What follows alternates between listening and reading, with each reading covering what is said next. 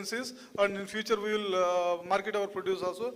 This is the strategy which we are making, sir. We are, as you have rightly pointed out, sir, whatever you have observed in the Bangladesh, whatever the resources they required, that resources itself we would like to produce, and that resources we will value add, and for our own domestic demand we will supply those inputs, and there itself we will try to develop our circular economy sort of thing. So with that approach we are going, sir. Since we are small state and we cannot access to the mainland market, and though we can produce our market, but we cannot produce a marketable surplus quantity of produce. So with this strategy we are going, sir. This I would like to share with you. Thank you very much.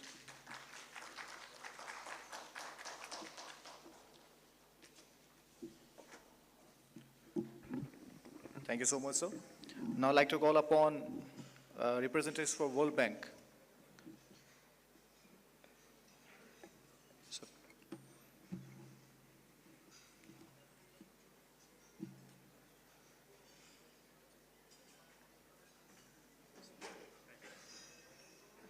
So good afternoon, everyone. My name is Shovik. I'm part of the World Bank task team on NITP. Later in the day, but what I'm going to do is share you some of my observations, some recent observations, some not so recent observations with you, so that so you would understand the bigger picture that we have in mind.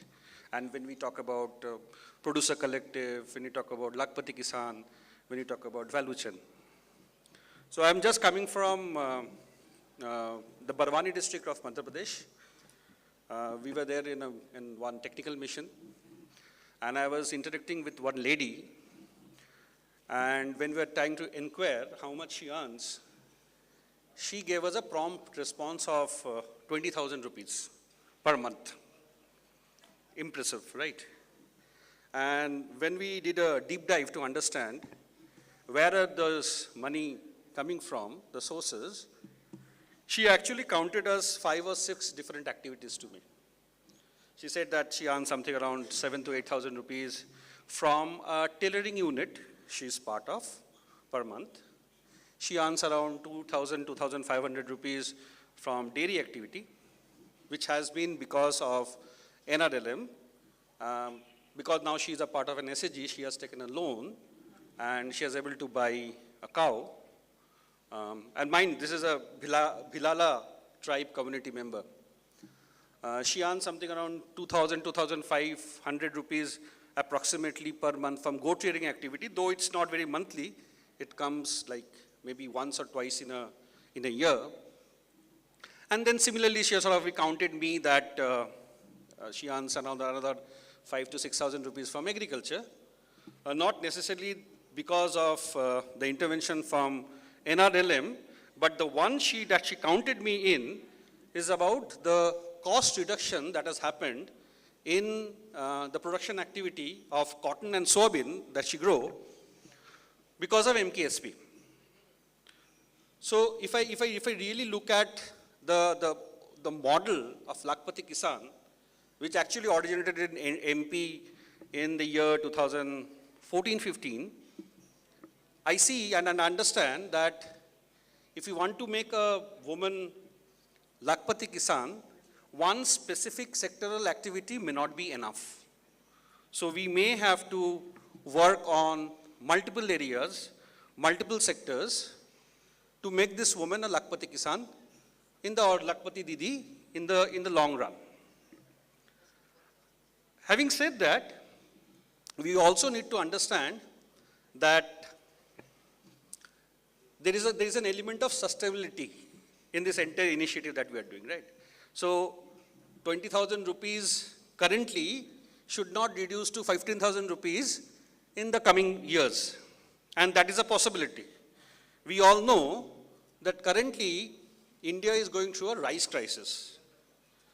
Because of uneven rainfall, the prediction says that the rice production of India will go down by 5 to 7%, which automatically means that the straw, which comes in the ratio of maybe like 100% or 1:1 or 1:1.2, so we have a subsequent reduction in the straw quality, straw amount, which will directly affect the livestock sector. So how do I also sort of, bring in that element of risk reduction with these households? So when we talk about livelihood from the World Bank parlance, we don't only talk about price. We talk about productivity, production and productivity. We talk about price. We talk about cost reduction. And we also talk about risk reduction. So these are the four elements that we see that operates within a household level livelihood framework. Coming to the point of collective, which is the topic of the day, I think at some point of time we need to do a deep dive in a self to understand for which activities and for which level collectivization is important. Some of you sitting here must have been knowing the name of Professor Phansalkar, Sanjeev Phansalkar. He used to be a professor in IRMA. He once told me that collective will only survive if the benefit from the collective is relevant to the members. At the same time, it has to be substantial. So there are two elements, relevant and substantial. So for example, if a household is making an annual income of 80,000 rupees or 100,000 rupees per annum, which is feasible because the 2017-18 survey shows that the average annual income of a rural household is something around 10,000 rupees, which is like 1.2 lakhs. Our intervention, if it create an incremental income of 1,000, 2,000 rupees, it may not make sense. I'm sort of stressing this point, may not make sense for a household to continue in the long run. He or she may drop out of this entire initiative. So all of our efforts will go into vain. Now, when I hear value chain, and I am pretty sure when you all hear about value chain, the thing that comes into mind is sectoral value chains. We talk about value chain of dairy, we talk about value chain of cotton, we talk about value chain of goat. Now, this subsectoral activity may not yield the effect that we are looking at the household level, right? So ultimate, because I'm harping on this point of livelihood, because ultimately, end of the day, it's them who matters to us, right? So sectoral is important.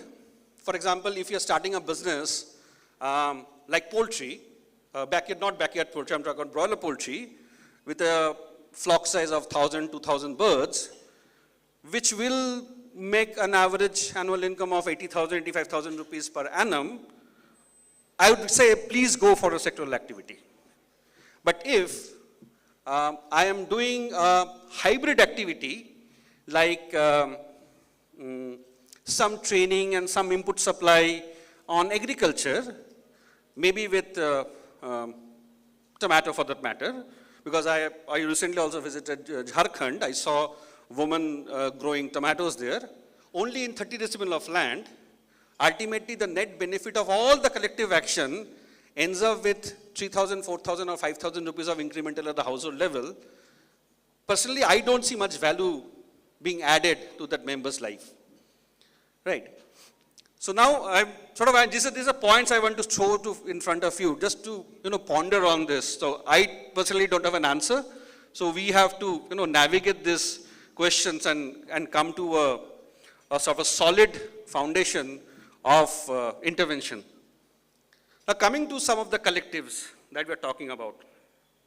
The moment we say collective, and I was listening, we always think that the picture that emerges in our mind is the farmer-producer company, which may or may not be true once again, right? So even a collective like CLF doing a business activity, many in West Bengal do that, and many in MP do that, many in Chhattisgarh do that. Even if that is adding value to an individual member, we should also start considering them as a collective. PG for that matter, once again in Barwani, I met this PG who are I think working on soybean, cotton, and maize. There's a small 15-member PG, and with a 1.5 lakh of working capital, they were able to generate a business of 42 lakhs in a year. So, yeah, the kudos goes to the MP team, and I think there were numerous such, I think, case studies, positive case studies across the states. So what I'm trying to say is that we also need to look at those smaller groups and sort of provide inputs, provide hand-holding support to this sort of organization, to this set of organization like a producer group or informal CLF or even a village organization, which may add incremental income at a household level. Now, some of the observation that we have in the last, I think, 10, 15 years, and when I'm talking about my experiences, I'm not only talking about NITP or NRLM, we are talking about the different state projects that from the World Bank side we support across the country, starting from Rajasthan to Assam, and then not only with the RD, Department of RD, but also with the different agriculture departments and Department of Animal Husbandry. So some of those learning that has come out is about the size, what size we look at. Is it a 15-member group or it should be a 3,000, 5,000 member group? Both has its merits and demerits, but I've seen that the size doesn't matter. What matter is the commodity in mind, right? The commodity that we are working with. So please sort of keep that in mind, that if you are working with on milk, 15, 20, 300 may not be the right number, because at the end of the day, I think our colleague from GT was talking about this organization, if you're talking about this organization as self-sustaining, financially viable entities, 3,000 members doing dairy may not be very a feasible option. But however, at the same time, if you're thinking of artisanal activity, members doing goat cheese, we have done that. Goat cheese with maybe with 200 members, it makes a lot of sense. So number, I think sometimes we get constricted with the numbers, saying that we have to do this number of members should come in. I think it's based on the commodity. Kindly have a look at that. This is one of the learning that we have observed that has come out from the different state activities.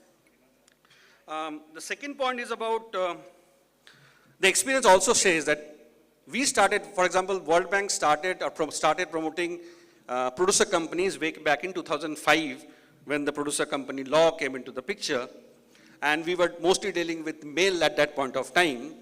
However, over a period of time, we had understood that woman-led enterprises, and I know you all believe in that, woman-led enterprises performs better in comparison to the male dominated collectives if the constituent are from smallholder household. If the constituent are from large-order household, we have observed that the male-dominated or male-dominated FPOs or producer collectives are much more vibrant. However, when we're talking about smallholder farmers, maybe like half an acre, 1 acre, 2 acre land holder, I think it's mostly woman-led enterprises which are more successful. That's mostly because for a smallholder farmer, agriculture contributes maybe around 30, 40, 50% of the total annual income, rest from labor. So I think there is a strong affiliation of women to that particular activity, because the men has already moved out of the villages and going and working somewhere in the cities. The third point is about, I think you are on the right track. I think Raman was discussing about this, higher order collectives. We already have some in place. For example, in Madhya Pradesh, we have Madhya Bharat Consortium of FPOs. In Maharashtra, we have MahaPC, for that matter, all being supported by World Bank. I think that's a right step, because if we are talking about very small, 300 size, 1,000 size member FPOs or producer collective, in the long run, this will become highly unviable. So we need to sort of consolidate them and sort of provide them support to sort of engage with the market effectively. One point that I want to sort of flag here. This is also a learning from us, from the different projects. Until and unless the state team takes the onus of collectives, until and unless the state team takes the onus of the collective, things will not move. Because many a times we have seen that the project become TSA dependent. And in the long run, that doesn't help. Because once the TSA leaves, we have seen that the FPO just crumbles, the collective just crumbles. So that's one area that I think you will all should keep in mind. Financing, I think Bibhuji talked about this. The SMD of the CEO, Jivika, talked about this. With financing extremely important for collectives to function, right? With 18 lakh rupees, 19 lakh rupees, things is not possible. From our experience, it says that approximately around 60 lakhs of rupees is required as priming the pump sort of fund for these FPOs or this collective, not lesser than that. What we are also trying to do is, and I totally believe these enterprises are business enterprises, and grant should not be the only source of fund. They have to go to formal financial institution in the long run. So we are also trying with innovative financing in some of our projects to understand how we can get banks linked with these FPOs or the producer companies. That's a different story. I can talk about it while having chai on the sideline. So innovative financing, what I'm trying to point out that innovative financing is the need of the hour for making these FPOs or PCs viable in the long run. Coming to the most important point, I think we don't have data of what is happening at an individual level because of all the initiative that we are doing. I am happy to know that Assam is keeping track of data. I saw some data with MP. I don't know whether all the states are doing that. But what is, because of our intervention, what is happening on the household level, we are totally oblivious of this, at least at the World Bank level. We are not very sure what is happening. So I would sort of urge you to, keep track of individual household level data in terms of income, production, productivity, whatever, that is happening because of our intervention at a household level. Coming to the point of digitization, I think there are very few examples where states has done some activity around digitization to help, farmers use data as decision-making tool. So we are gathering data. We are also digitizing data, but that's only for our own use. We are not letting farmer use the data to take certain decision around planning, decision on marketing, etc. So that is one area sort of I want to flag. Last but not the least, I think currently most of our activities are oriented towards the front end part of it, the market side. But there is a huge requirement to work on the back end, because if you look at the productivity of most of the crops, if you look at the productivity of per worker, even in the non-farm sector, it is quite low. So there is a need to work on that aspect also, because if I look at the climate change issues, if I look at the agroecological issues, things will be pretty difficult in the next 20, 30 years. And I am pretty sure that none of us expect our Lakhpati Didis to become once again Hajarpati Didis in 2030 or 2035. Yeah, that's all. Thank you from my side. Thanks for giving me this opportunity.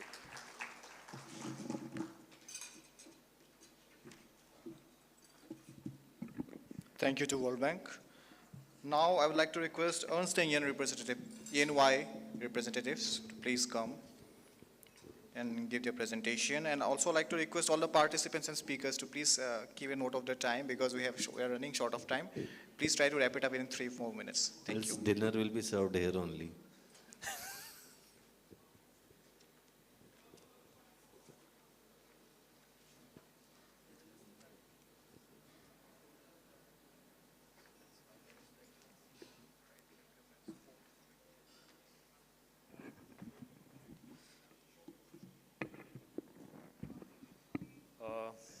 Good afternoon.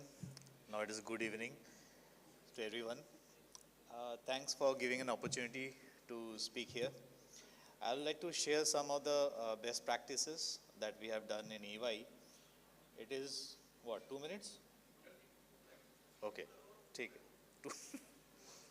No, come on, Raman, give me some time. Okay, how does it work? So, coming back to the topic, here we are in EY, we are into across the country, around 25 states, working with lot many ministries and also the funding agencies. But here we want to showcase one thing that, yes, we recently took up Bhutan as well. I just want to share the Bhutan experience as well. And in UP, the cases that we have here is pertaining to the FPOs, wherein the gender and nutrition inclusive agriculture in UP, that's a very nice learning. We would like to also showcase the MOVCD. We have a team here in MOVCD, they will be presenting separately. So in Haryana and promotion of 10,000 FPOs, as well as in Meghalaya, there's some experiment done. So I would like to go through that and the Bhutan one. So I represent the business consulting wing of Basics. Is the EY. And I am one of the member of 300 plus staff. So next one. So in UP, what we have done, basically we have focused on 4 major areas. One was the nutritional crop, the portion FPOs, wherein we have introduced the bio fortified varieties, which has increased actually 20% of this supply of seed, wheat by 9%, and 9% of mustard. 2 million students are getting the midday meal, wherein the mushroom integrated with the diet, benefiting around 3,000 women. So 1,000 FPOs, they are supplying moringa, millet, mushroom, wheat, fruit, etc., which was also discussed in the morning. So the gender, why it is important is basically we are supporting 50 startups there in 30 districts, which has actually increased the productivity, or Shavik just mentioned, the productivity around 10 to 27%.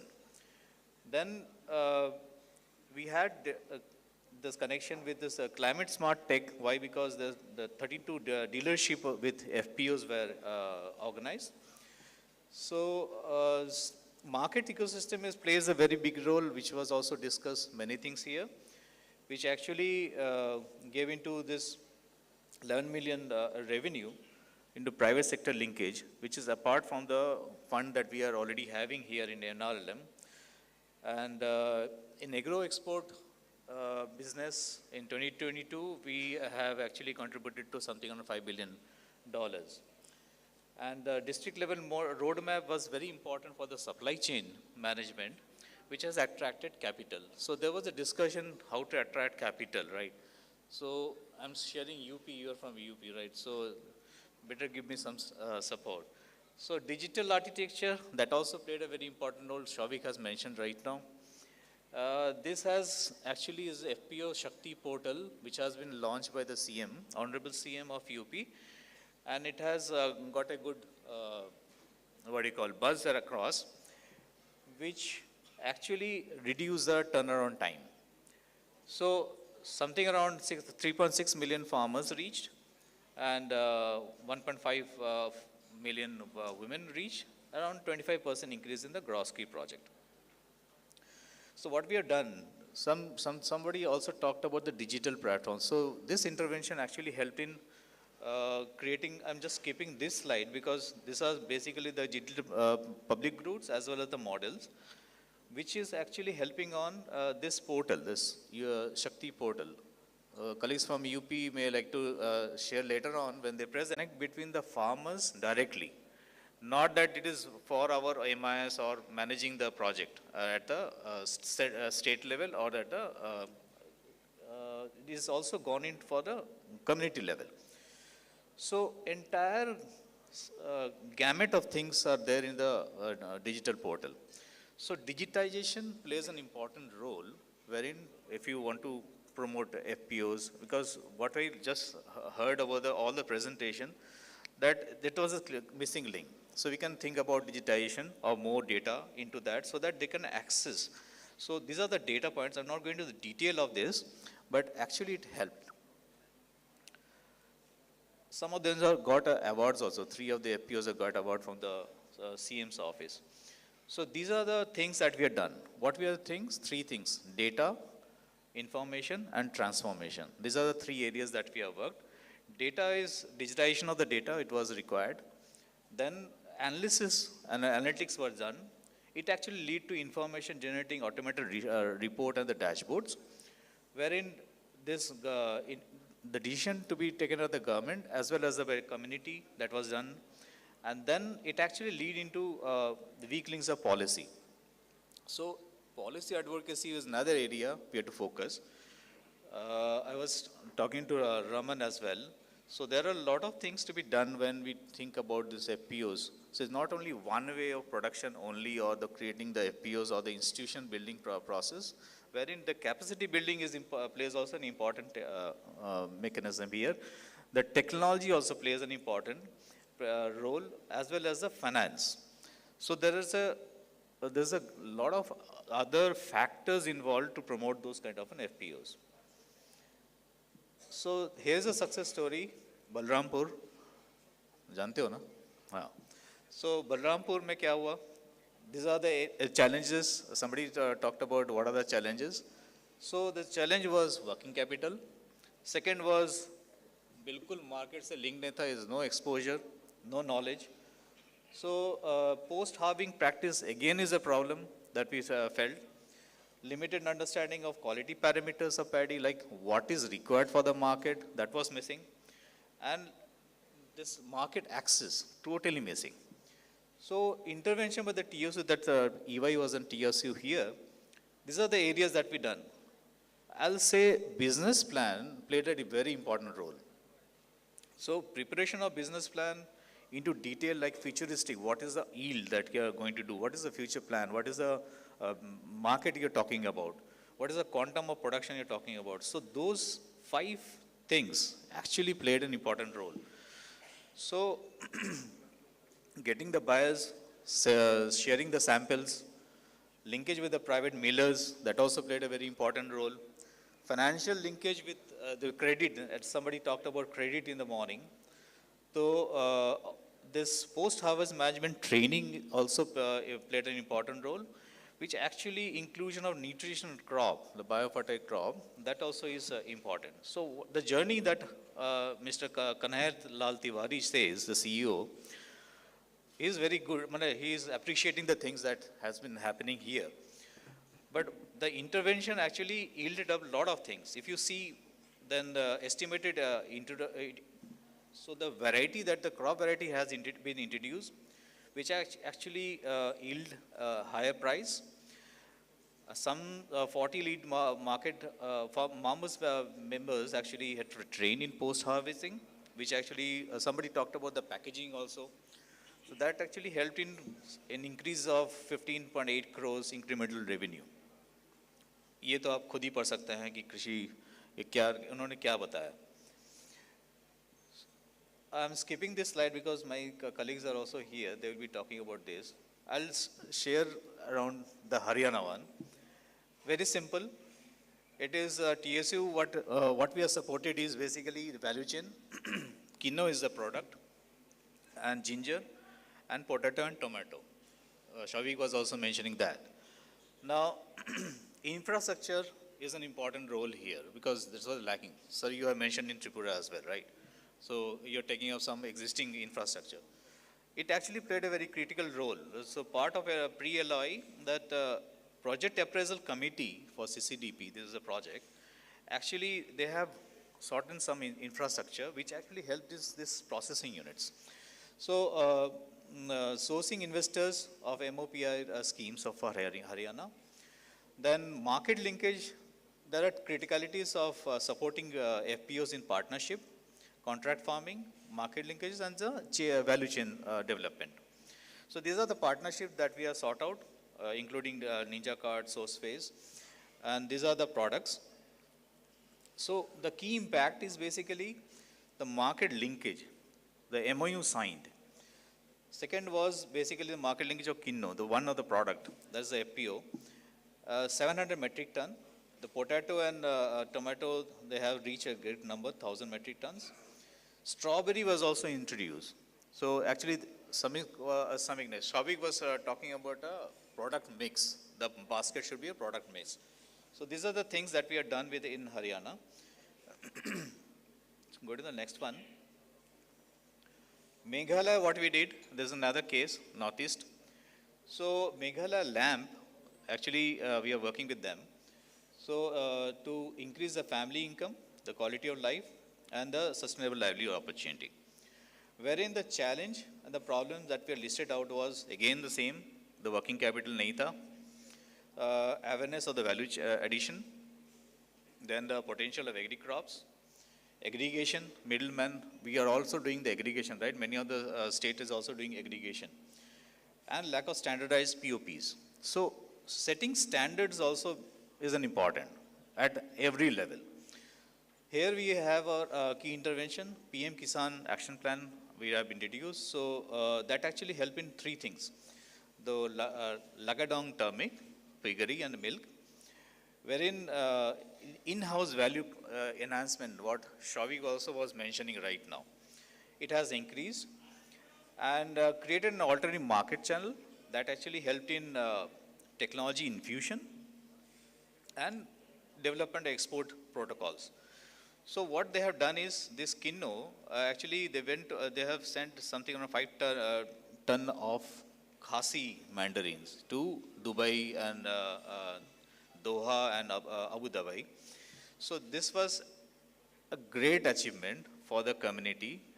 Their products going the international market at and getting a good price as well. So these are some of the experiments that we have done. I wanted to share with you. Numbers are here, I don't want to get into this stuff, but the intervention that we did was technology and support in the household increment. Here we are, I'm sharing another one, the 10,000 FPOs.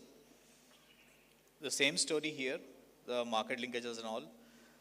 So what we are bringing out here is this target of this specific action plan, this project action plan down at the FPO is required.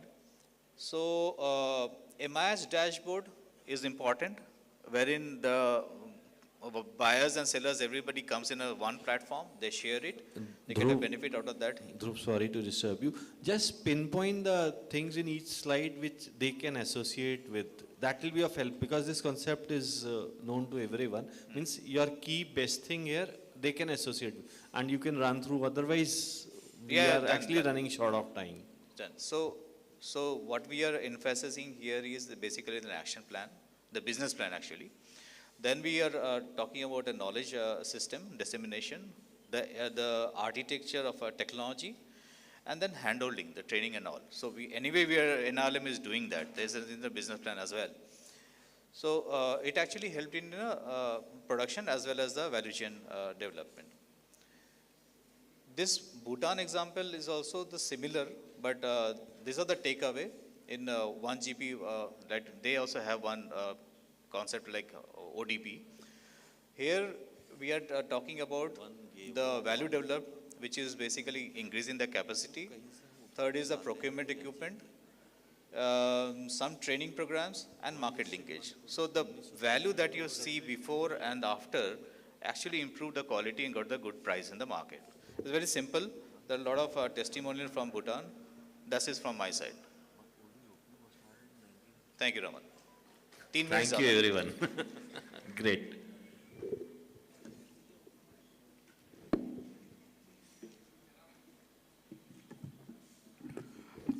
Thank you, Ernest and Young. Now I'd like to request MOVCD NER to give their presentation here. After MOVCD NER, we will go to presentation of SimFit, followed by QMark, then HDFC Bank. States, fine, we'll share. Yes, sir. So there are, Telangana will join us through online. I think we are getting ready. इसके बाद ले लेंगे, ठीक है? Then we have Meghalaya, Uttar Pradesh, Arunachal, Sikkim and Mizoram. Please.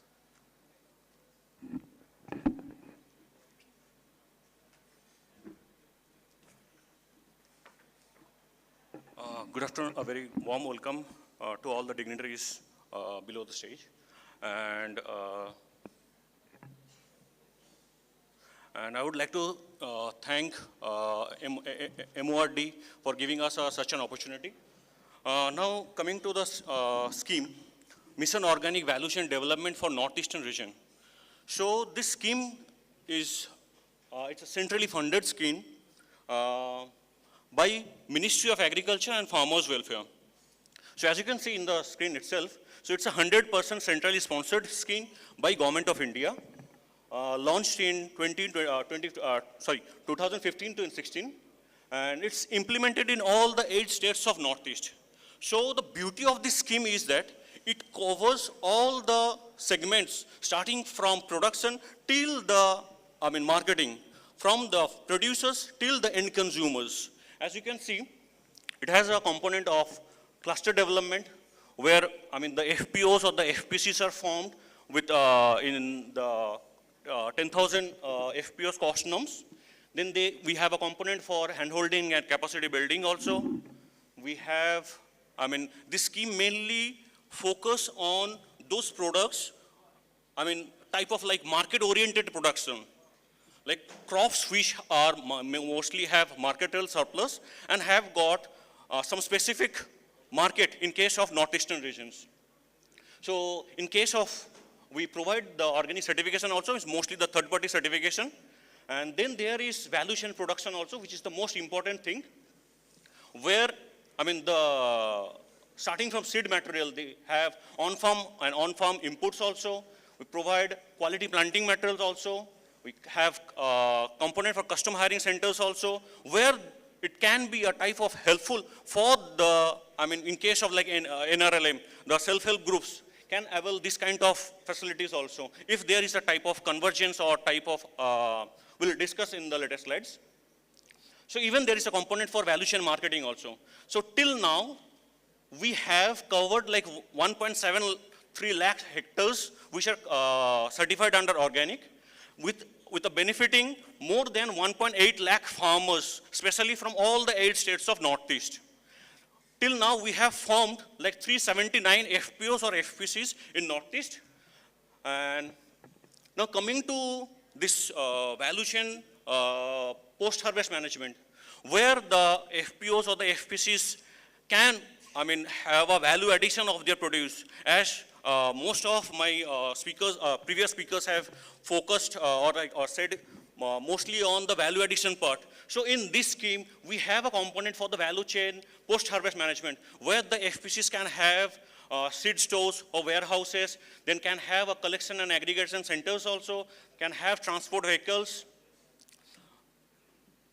Now, the next phase, or we have a target for like 2025 to 2026, we will be forming another 100 new FPOs with a convergence of NRLM, because as you might be knowing that like 2 or 3 days before, there's an MOU signed between Department of Agriculture and Farmers Welfare and Department of Rural Development for the promotion of national farming and organic farming activities through the Kisi Sakhis of NRLM.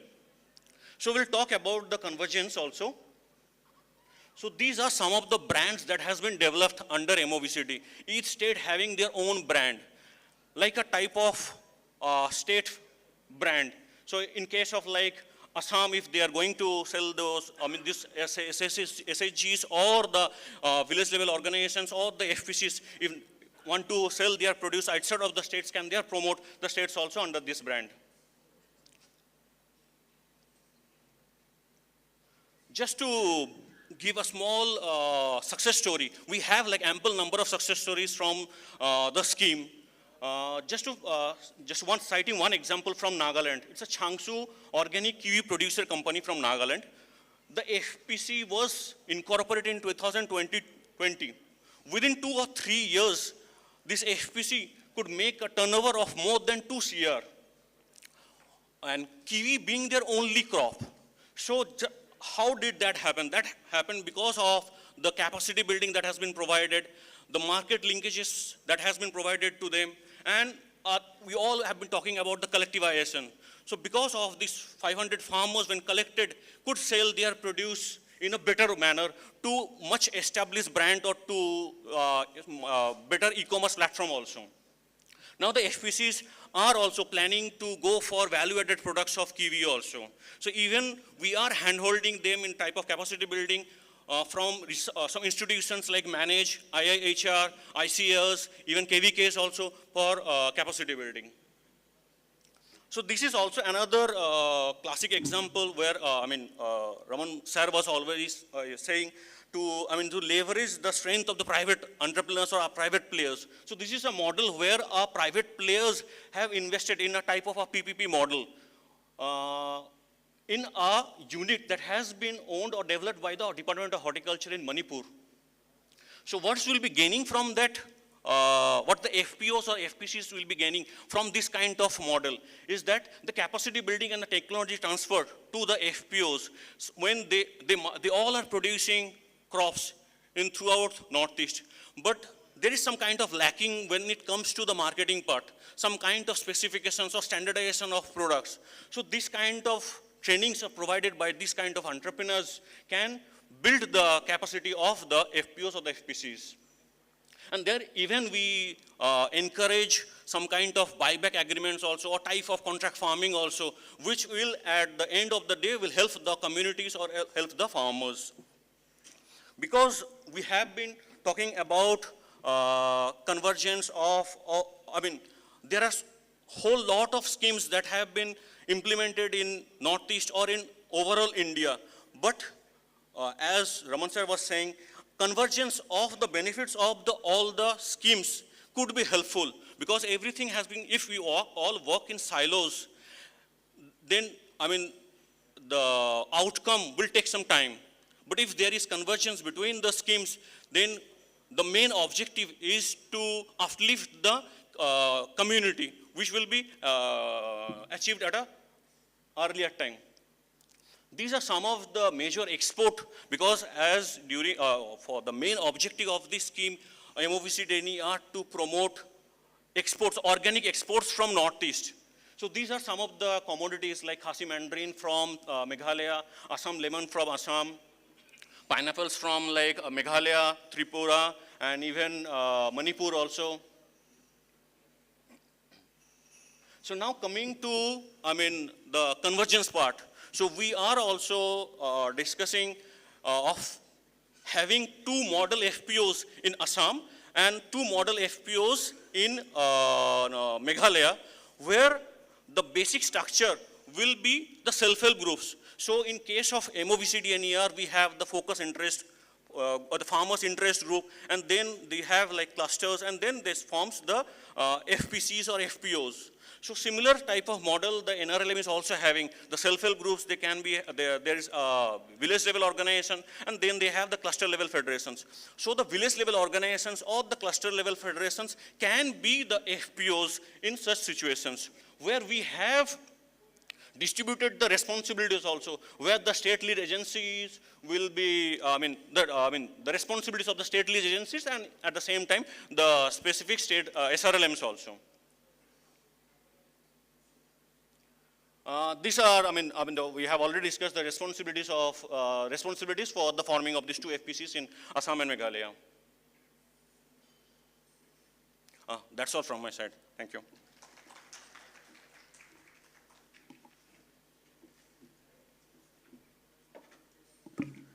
Thank you so much, Team MOVCDNER. Now I would like to connect to Team Telangana SRLM. Are you ready? Okay, just let me add one more thing. Like he was mentioning, yesterday also there was one meeting between Secretary Agriculture and Secretary Rural Development. So it was agreed in that meeting that whatever activities are taking place in northeastern states through MOVCDNER, they should be in convergence with NRLM, 100%. So I think we should take the benefit of this convergence and ensure that the benefit reaches to the community. So it's a very wonderful opportunity. I think we should work upon it. Thank you. Yes, sir. Thank you, sir.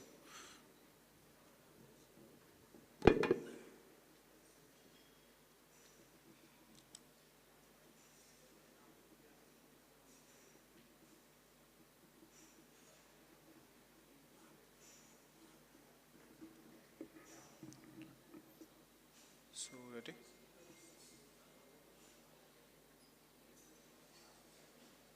So from Telangana, I think CEO Telangana Asylum is joining with us. So can you hear me, sir?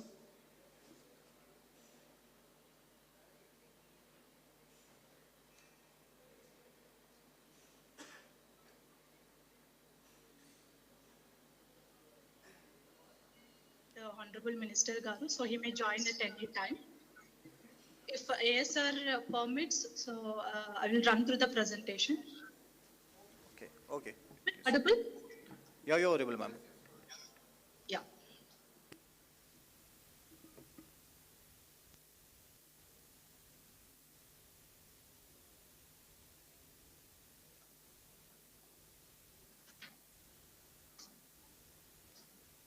Is my screen is visible?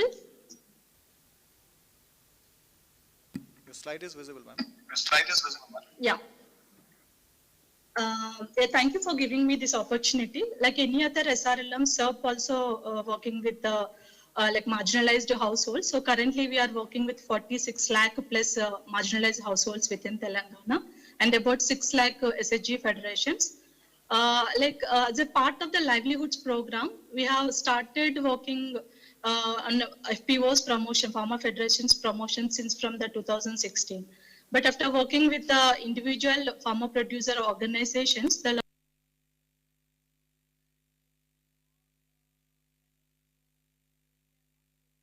manage the intervention from seed to marketing. So the expertise and the capacity of the FPO is not sufficient to do all the activities at the individual level. Then we thought of the state level federation, that is like we named it as a Benishan Farmer Producer Company. So all these FPOs are women-led organizations only. This is a kind of apex organization which will be dealing with market and market associated activities like value addition and branding part also. Currently, we are dealing with 70 FPOs. Out of this, 50 are under the 10K FPO scheme. SERP is one of the CBBO under FDRVC as an implementing agency, and the rest 20 are formed much before the 10K FPO scheme. So all these 70 FPOs are being taking services from this state level federation. So I'll run to the kind of the SOPs the Benishan Farmer Producer Company will follow at each level.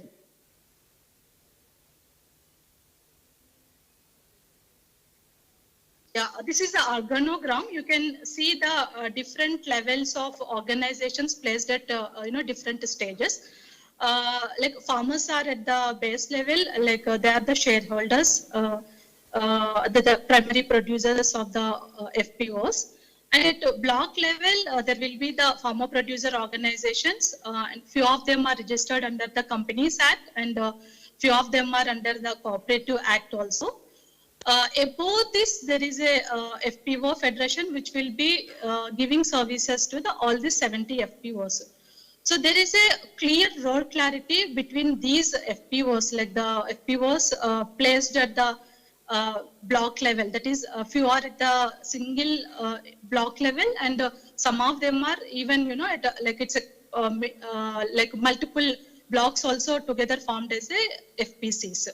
So these FPCs will be majorly focusing on the production aspects, consistent supply chain, and the quality aspects, and will be acting as a supplier FPCs for the state level federation. So you can see there is a, so we are positioning the CEOs from the local youth, we follow the guidelines from the FDRVC and also the accountants from the local people. since these local youth have, they don't have the much capacity to deal with the bigger market network. So that is also one of the limitation, the reason why we have conceptualized the state level federation also. And also this local level FPC will be working in line with in convergence with the line departments like horticulture and agriculture for the good agriculture practices, and it will be dealing with the local level procurement. For that, they have established a village level procurement centers proximity to the farm gate of these shareholders. And also these VLPCs were equipped with the scientifically handling infrastructure so that the grading, sorting kind of things can be done at the FPCs level only. And whereas when it comes to the state level federation, so much of the risk will be dealt by the state level federation, because once the material is supplied to the state level federations, the logistic part and the liquidation of the A grade and B grade material will be dealt by the state level federation only. Apart from this, when it comes to the payment aspects, the farmers will be getting the payment within a span of 4 days. Irrespective of whether their material will be liquidated to the vendors or not. It's a complete responsibility of the FPO, the state level federations. And the FPO federations equity grant will be shared by the the supplier FPCs, and none of the the financial aspects were supported from the SERP, like the SERP Telangana. We only support the local mandal level FPCs in terms of the financial aspects and also the capacity building part, whereas the state level federation is dealing independently. So it also maintains the customer relationships with the both the market networks of the B2B cadre and also the B2C. Apart from this, these days it will be getting a lot of demand from the agro processing industries also. When it comes to the other part of the organization, the shadow entities, the ground level capacity building and the production aspects support will be given by the SRLM, the SERP Telangana. Both our CCs and the APMs at the block level will be completely supporting the supplier FPCs. Whereas when it comes to the state level federation, this is a TS, a technical support agency, but all these agencies which were involved in the supporting to the Benishan are the non-financial MOUs. So we haven't had a financial TSAs as of now. The mostly will be we were taking the support from the TS FPS. It's a Telangana State Food Processing Society. It will be supporting us in terms of the branding and marketing part and also connecting to the agro processing industries. That's one of the reason how this Benishan Federation has succeeded, these years, because when it comes to the volumes, the realization was only the agro processing industries are taking in a good quantities, and also the price wise, if the quality is on par with their requirement, they're they're ready to pay the premium prices also. This is the this chart shows both the material flow from the farmer to the buyer and also in vice versa payments to the farmer. So each level there are the setup of SOPs were made, and they follow these SOPs very strictly when it comes to the shareholders. So he'll be supplying all his material to the VLPCs. So much before the harvesting season, the supplier FPC will be collecting the data from the each shareholders, like what kind of crop they grow and how much is the expected quantity and what is the duration of the harvesting period, so that all the data can be collated at the state level federations, and accordingly the vendors will be identified much before the harvesting season. For collecting all this data, the farmers will be provided with the Right to Seva cards, wherein the local APMs and the community coordinators will be helping the farmers to fill their production timelines, like the major crop and how much quantity they'll be getting, like how many harvests they will be getting in terms of the vegetables and fruits with the help of the horticulture department. The pricing will be announced by the state level federations a day prior to the procurement. Accordingly, there is a choice to the farmer whether he can buy his produce to these VLPC centers or not, and whether he can harvest on the same day or he can still wait for the better price also. So there is a choice to the farmer, and also he'll be getting the payment without any risk within a 4-day span. So in some of the cases, they'll be getting on the second day also. When it comes to the VLPCs, the FPC will be handling multiple VLPCs. More of, each VLPC is located in between 2 to 3 villages, so that the farm, it's like easy access to the farmers. There is a proper SOP followed at the procurement center, like from the unloading of the material by the farmer to till it loaded to the state level, like till it loaded to send it to the state level federation. There is a proper infrastructure positioned at the each VLPC level. It's a village level procurement center, such as like grading and sorting tables for the fruits and vegetables, moisture meters for the grains, and also in terms of the fruits like a mango, this VLPC will also have a stock of these harvesting nets also, so that the good material will be harvested from the orchards, and the handling can be done in a crates. So all those infrastructure will be positioned at the VLPC based on the type of crop that FPC grows.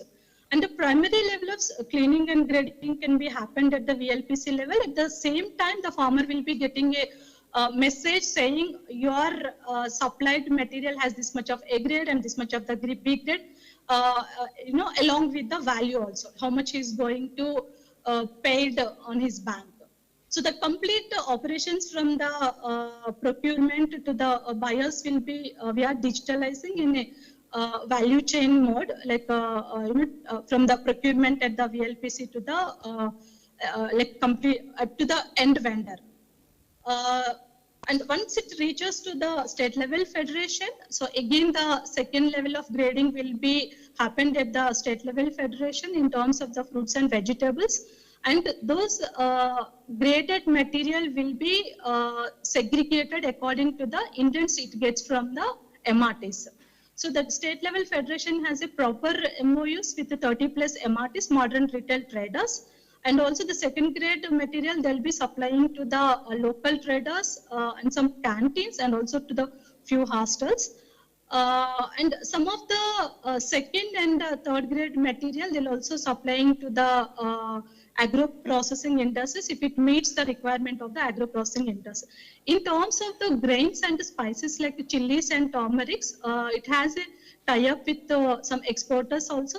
Example, it has a proper MOU with one of the largest exporter of oleoresin extract, which deals with the red chili procurement, that is Plant Lipid Corporate Limited. So good quantum of the material, this state level federation will be supplying to the this Plant Lipids company. Last year, almost like half of their raw material requirement was met from our FPCs alone. Yeah, from state level federation, it deals with the buyers. It's like different types of buyers. It deals based on the kind of material it gets from the supplier FPCs. It had a, because the advantage we have seen with the state level federation is, it's in the two terms. One is the market, to promote the market driven production, because the state level federation has a professional staff, like initially, we got a staff from IMA also, and they used to get a good payment, like 1 lakh to 1.2 lakhs per month. And it has 4 managers also, which deals with the logistics and procurement operations and in the market, and different, like we have a different one for the accounting. So it also maintains the ERP for the to maintain the transparent transactions, and also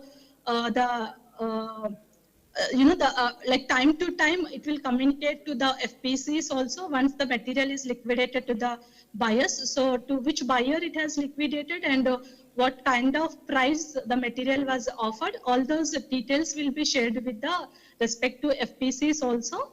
When it comes to the advantage, what we have seen with these state level federations, one is a staggered production, because since it deals with the 70 FPCs, it will be getting the range of produce, because whenever you see the requirement of the buyers, mainly they expect quality, competitive price, and the quality.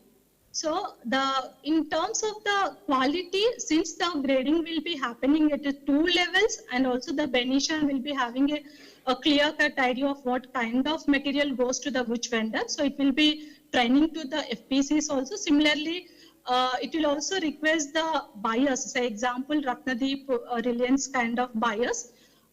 They'll be coming to the farm gate level and VLPCs level, and they've been allocated their field staff to train the respective BODs and the CEOs also, so that they'll be also aware, what kind of material to send it to the by different kind of the vendors. So that facilitation will be done with the state level federation, because since it knows the what market demands. The second thing is the number of days, because since it deals with this many number of FPCs, at a time, like it will be getting like it's a staggered production. Like when it comes to the vegetables, the number of days this Benishan will be supplying to the vendors is more when it compared to the single FPC supplying to the vendors. So the range, number of days, and also the competitive price. Since it deals with the huge volumes, so the price offered by the vendors, it only sees the only small margin, so that across the FPCs, it will be earning something good. And also the logistics part is also working out to the Benishan, because since it deals with a few thousand metric tons of the materials.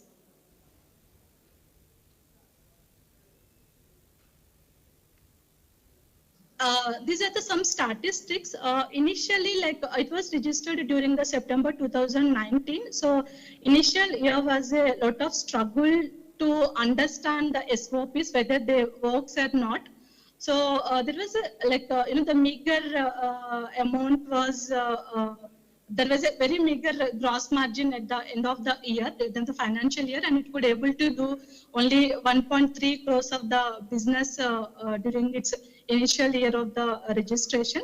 But when you see the 2021 and 22, because since it got some experience and accordingly we have changed the SOP procedures also. And also after once it was popularized, because now in Telangana, many of the vendors, the popular vendors and also agro-processing industries, they could, they know about the state level federation and the kind of work it does. So many of them, they started approaching us. Initially, it was a struggle for us, we going to the vendors and asking them to buy from our FPCs, but gradually the pattern has changed and vendors started approaching to the Benishan state level federation and giving the Benishan federation indent very priorly. I could say for this year, the Benishan got an indent during the last year only. Like this year, like example, plant lipids, they wanted to procure like 20,000 metric tons, and after seeing the plant lipids intervention, the other two Vidya Herbs and the ITC, they also wanted to tie up with the Benishan, and they wanted to in fact capacitize the FPC supplier FPCs also, so that it will be routed through the Benishan Federation. So very happy to share that the Benishan has reached 100 crores of turnover during its third year of registration. Now, and this year we will be expecting like 200 more crores, like it's a 300 crores as a cumulative by end of this financial year. A small documentary that was made with the MORD. So if time permits, maybe after the meeting, the NMMU team can share it to the SRLMs. So do you want me to continue? And this is a few case studies which I would like to highlight if the time permits, or otherwise. Ma'am, We can skip it, ma'am. Yeah, there's a time constraint Yeah. actually. Yeah, yeah, more or less I'm done, yeah. These are the few pics from the operations. These are the, like you can see, this is a VLPC center where the grading sorting will be done by the women workers, and they also got a training from the different MRTs like modern retail trade also. They also follow the first in first out FI. First in, first out at the Benishan level, so that the material will be liquidated as soon as it receives to the Benishan DC.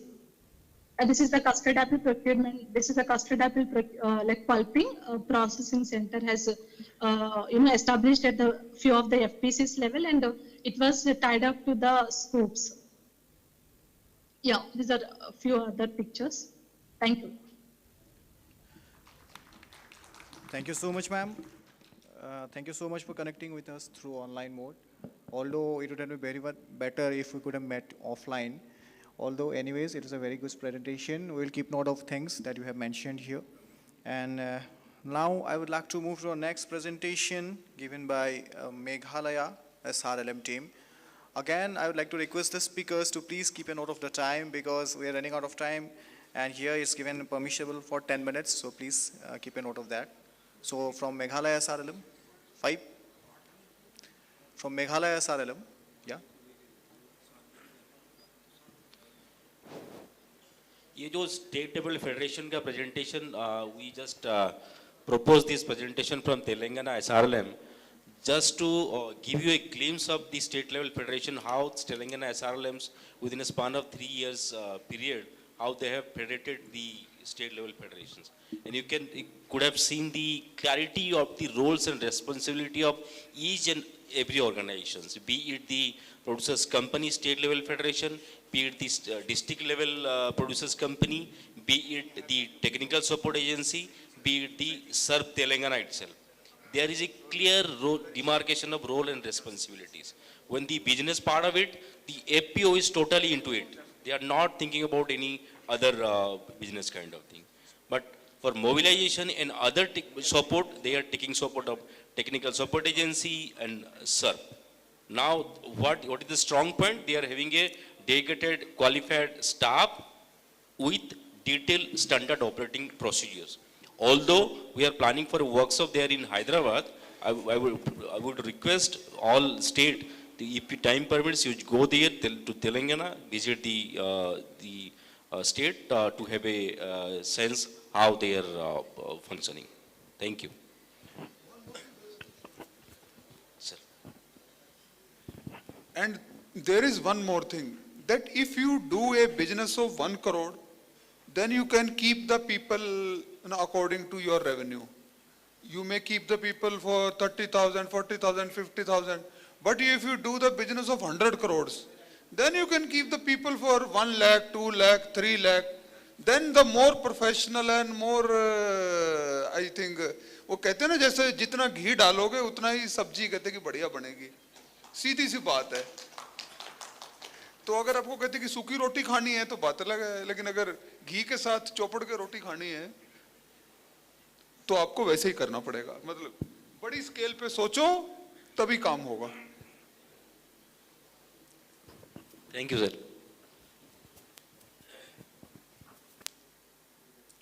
So, good evening, everybody. The point I want to speak in I've been asked to stay in very short form. So, the first thing I want to tell you about the formation of PG and PE in Meghalaya. In Meghalaya, for the last 2 years, we have formed 16 PGs.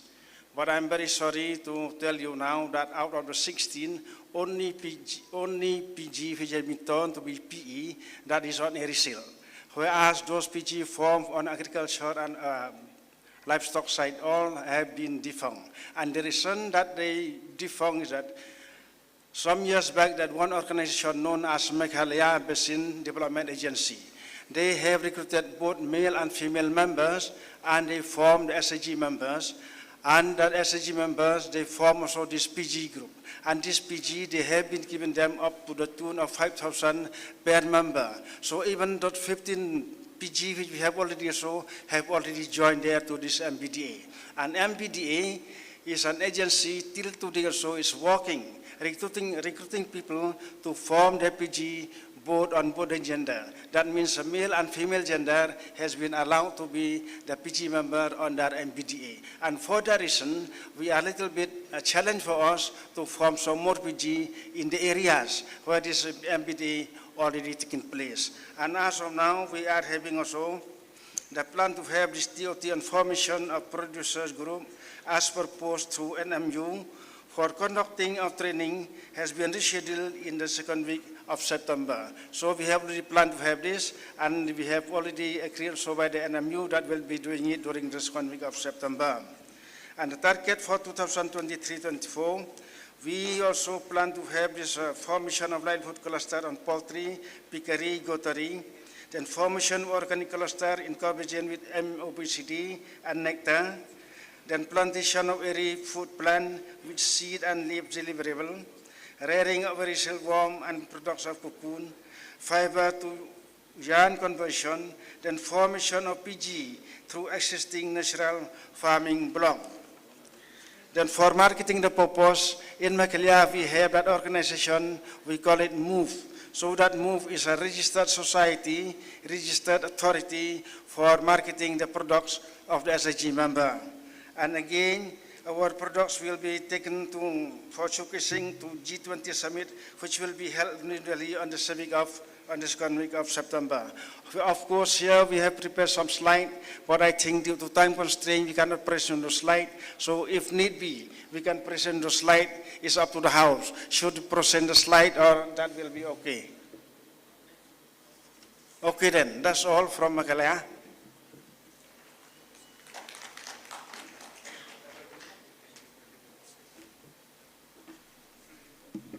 Thank you so much to Team Meghalaya for keeping it short and crisp. Now I'm moving to Uttar Pradesh. I would like to request Uttar Pradesh team. Again, requesting to please keep it crisp and concise as the time is very short.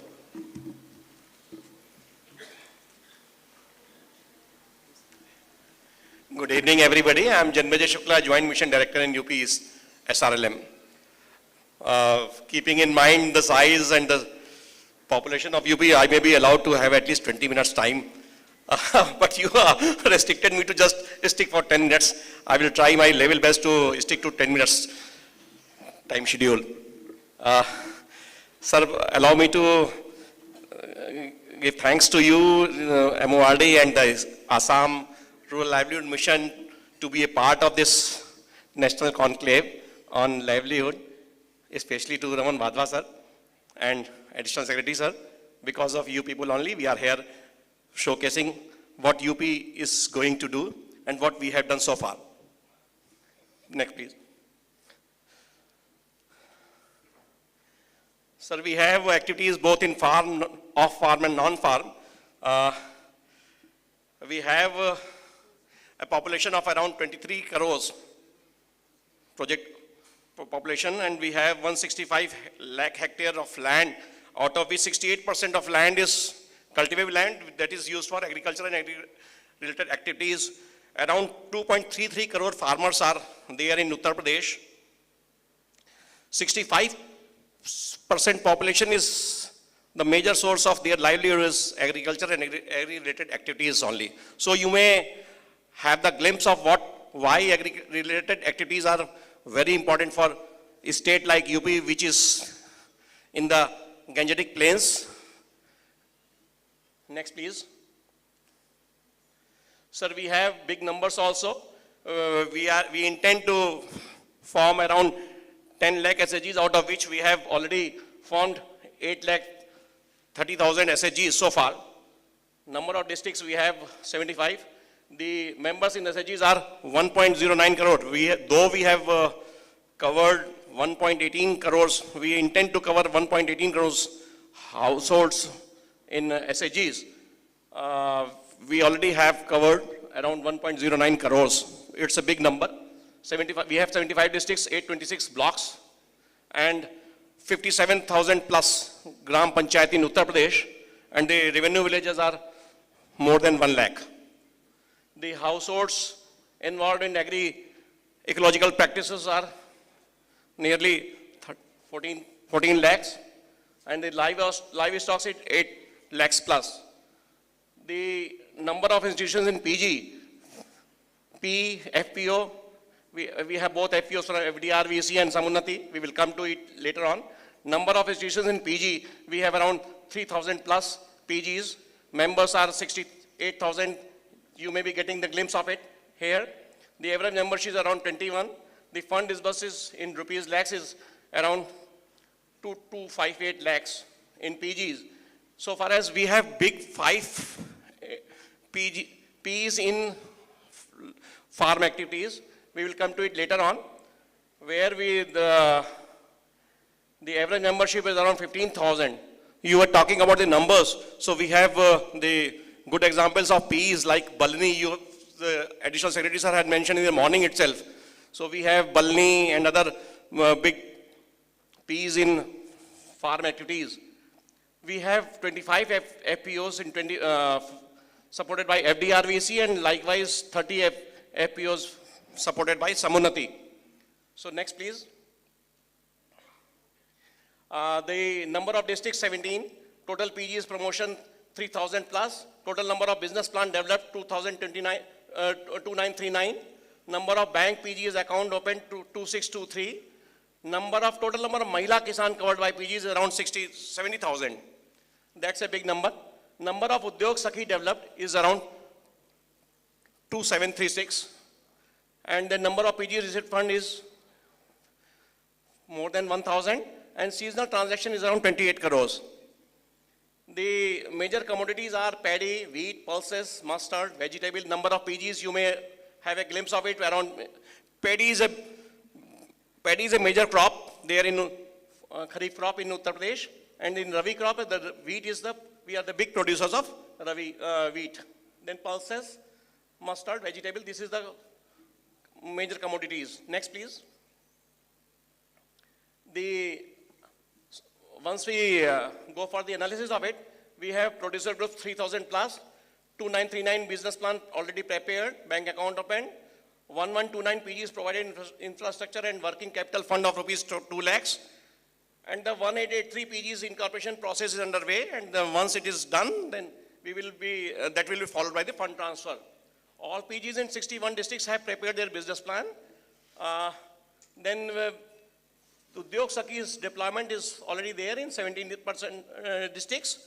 The average transaction per is around, this is around 91. This is the first or the second season, so that will be in a higher side in further years. Highest average transaction per PG per year is more than 3 lakhs in Aligarh district. Next please. The PGs, yes. This is about FPO. We had to listen a lot from the government of India about FPOs, and we had committed that, sir, we will be in a position to prepare our business plan, and we are happy to inform, especially additional secretary, sir, that we have prepared, sir, our business plan, what we had committed in 15 days back in Delhi. We have prepared our business development plan, and all the 70 FPOs, the 15 FPOs target was given quite recently. We are in the process of incorporating those. The BDP is prepared, and then in the next 15 days we will be ready, we will be in a position to chalk out the policy for the recruitment of this CEO and the accountant at the field level. And the recruitment process is already underway for the state level recruitment. That's a different thing that what we have earlier mentioned, that 25,000 rupees per month for a CEO is quite a less amount. But as Additional Secretary Sir said, if you go for a big business, then you can go for any amount salary. That's also a big challenge for all of us. Next, please. This is the whole plan. Next, please.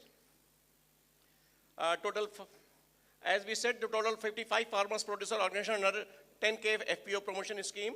All the FPOs are farm-based FPOs with commodities like wheat, paddy, potato, till, pulses, vegetables. 17 FPOs will also do input sales like seed, fertilizer, and pesticide sale to increase the turnover of the FPO. And recently we had a workshop for the preparation of the business development plan. We invited all the stakeholders and we conducted it very successfully. Because of that workshop only, we could be able to prepare our business development plan.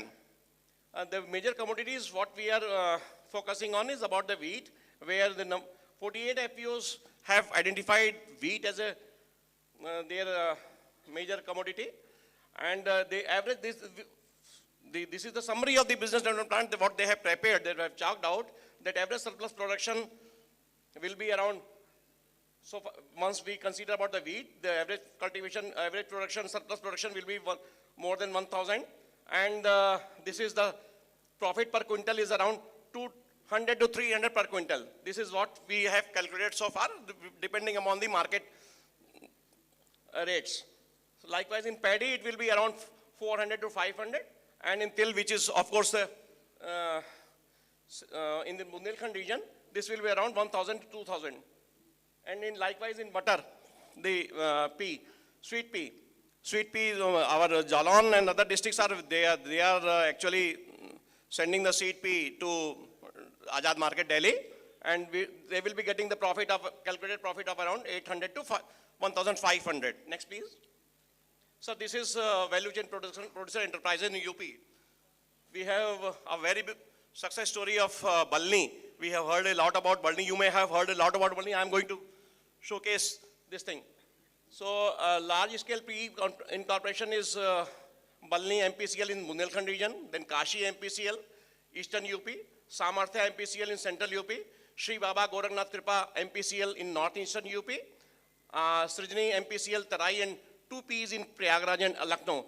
Balni and Kashi, they are basically both the Government of India and state government funded schemes in 60-40 ratio, if I am correct. And this Samarthya, Mahila Samarthya Yojana, under Mahila Samarthya Yojana, this is, which is 100% state funded scheme. We are going to promote in the same manner, we are going to promote these 3 other. Then in oilseeds and pulses and cereals, we have Jhalkari Bai Mahila Kisan, Badayuni, and Divya Sangam. Next, please. This is Balni mobilization, procurement, and turnover. Balni is getting the milk. Next, please. This is the whole map where we have mapped. Next, please. Next, back one, please. Balni has, okay, it's all right. Average milk procurement per day is around 2 lakhs liter per day. And the Balni has mobilized around, Balni membership is around 69,000, out of which 13% are SHG members. This is a big challenge for us, sir. We have to work on it. We are trying to connect our SHG members, more and more SHG members into this Balni, so that their involvement is also increased. Next, please. This is the success story about Kashi. Kashi, we have already mobilized 35,000 members to be, this is the target, and 14,000 members have already been enrolled. And the 45,000 liters of milk is being collected daily. Right, next, please. Next. This is some of the success story. Next, please. Next. So these are the state-funded schemes. 5 milk producer companies to be with the support of the NDDS, National Dairy Development Service Agency, Samarthya Milk Producer Company, Sri Baba Gorakhnath in Gorakhpur, and Srijani Milk Producer Company, and the rest 2 other companies are to be in Prayagraj and Lucknow. Next, please. Sir, the dairy sector has been focused to go for the $1 trillion economy in the state government initiatives also. So my next, please. Next. So this is Jhalkari Bai Mahila Producer Company, where till date, out of the target of 70,000 mobilization members, we have already done 6,000 plus members in this. 2,600 quintals of groundnut and 4,500 quintals of gram and white peas purchased by 60 collection centers. Sir, you have already visited this Jhalkari Bai in Jhansi. So we have got a collection. Okay, I'm winding up. Next, please. But allow me to at least 5-10 minutes more time, please. I've already told you it's a big size. UP, we are given just 10 minutes time. Anyway, Badayanu Mahila have the same story. It is about the collection of wheat, mentha. Mentha is a big thing there, and paddy purchased through 40 collection centers. Next, please. We have already discussed a lot about the why and how it will be done. So, Bhattaman Vazwa sir has given us a task. We will stick to that. Next, please. Next. So, this is some of the stories, some of the strategies, how we will do it. Next, please. Way forward is, of course, training, targeting 3,700 new PGs, 2,200 and 11, 1,500 and NRETP in current year. Next, please. Next. Sir, these are some of the non-farmer activities where we have identified. But sir, let me tell you something we discussed in the morning that about GI tagged. Our colleagues discussed. We have already 27 commodities as GI tagged. The famous things, some famous GI tagged commodities are this Malihabadi mango, Langda Aam from Banaras, Banarsi pan, Bhadohi carpet, Lucknow ki chicken curry, and of course the Kala Namak rice from Siddharth Nagar. These are some important GI tagged commodities, both in farm and non-farm things. Then we have identified something, some non-farm interventions. Next, please. Lot of SSGs, lot of self-help groups, lot of CLF members, they are making this, these things. Then Pradhan Mantri formulation of food processing in PMFME. We have covered already around 7,000 group members beneficiaries under this PMFME. We are making big use of it, and we intend to get, that around 25,000 SSG members are getting benefited of this PFME. We intend to do so. Next, please.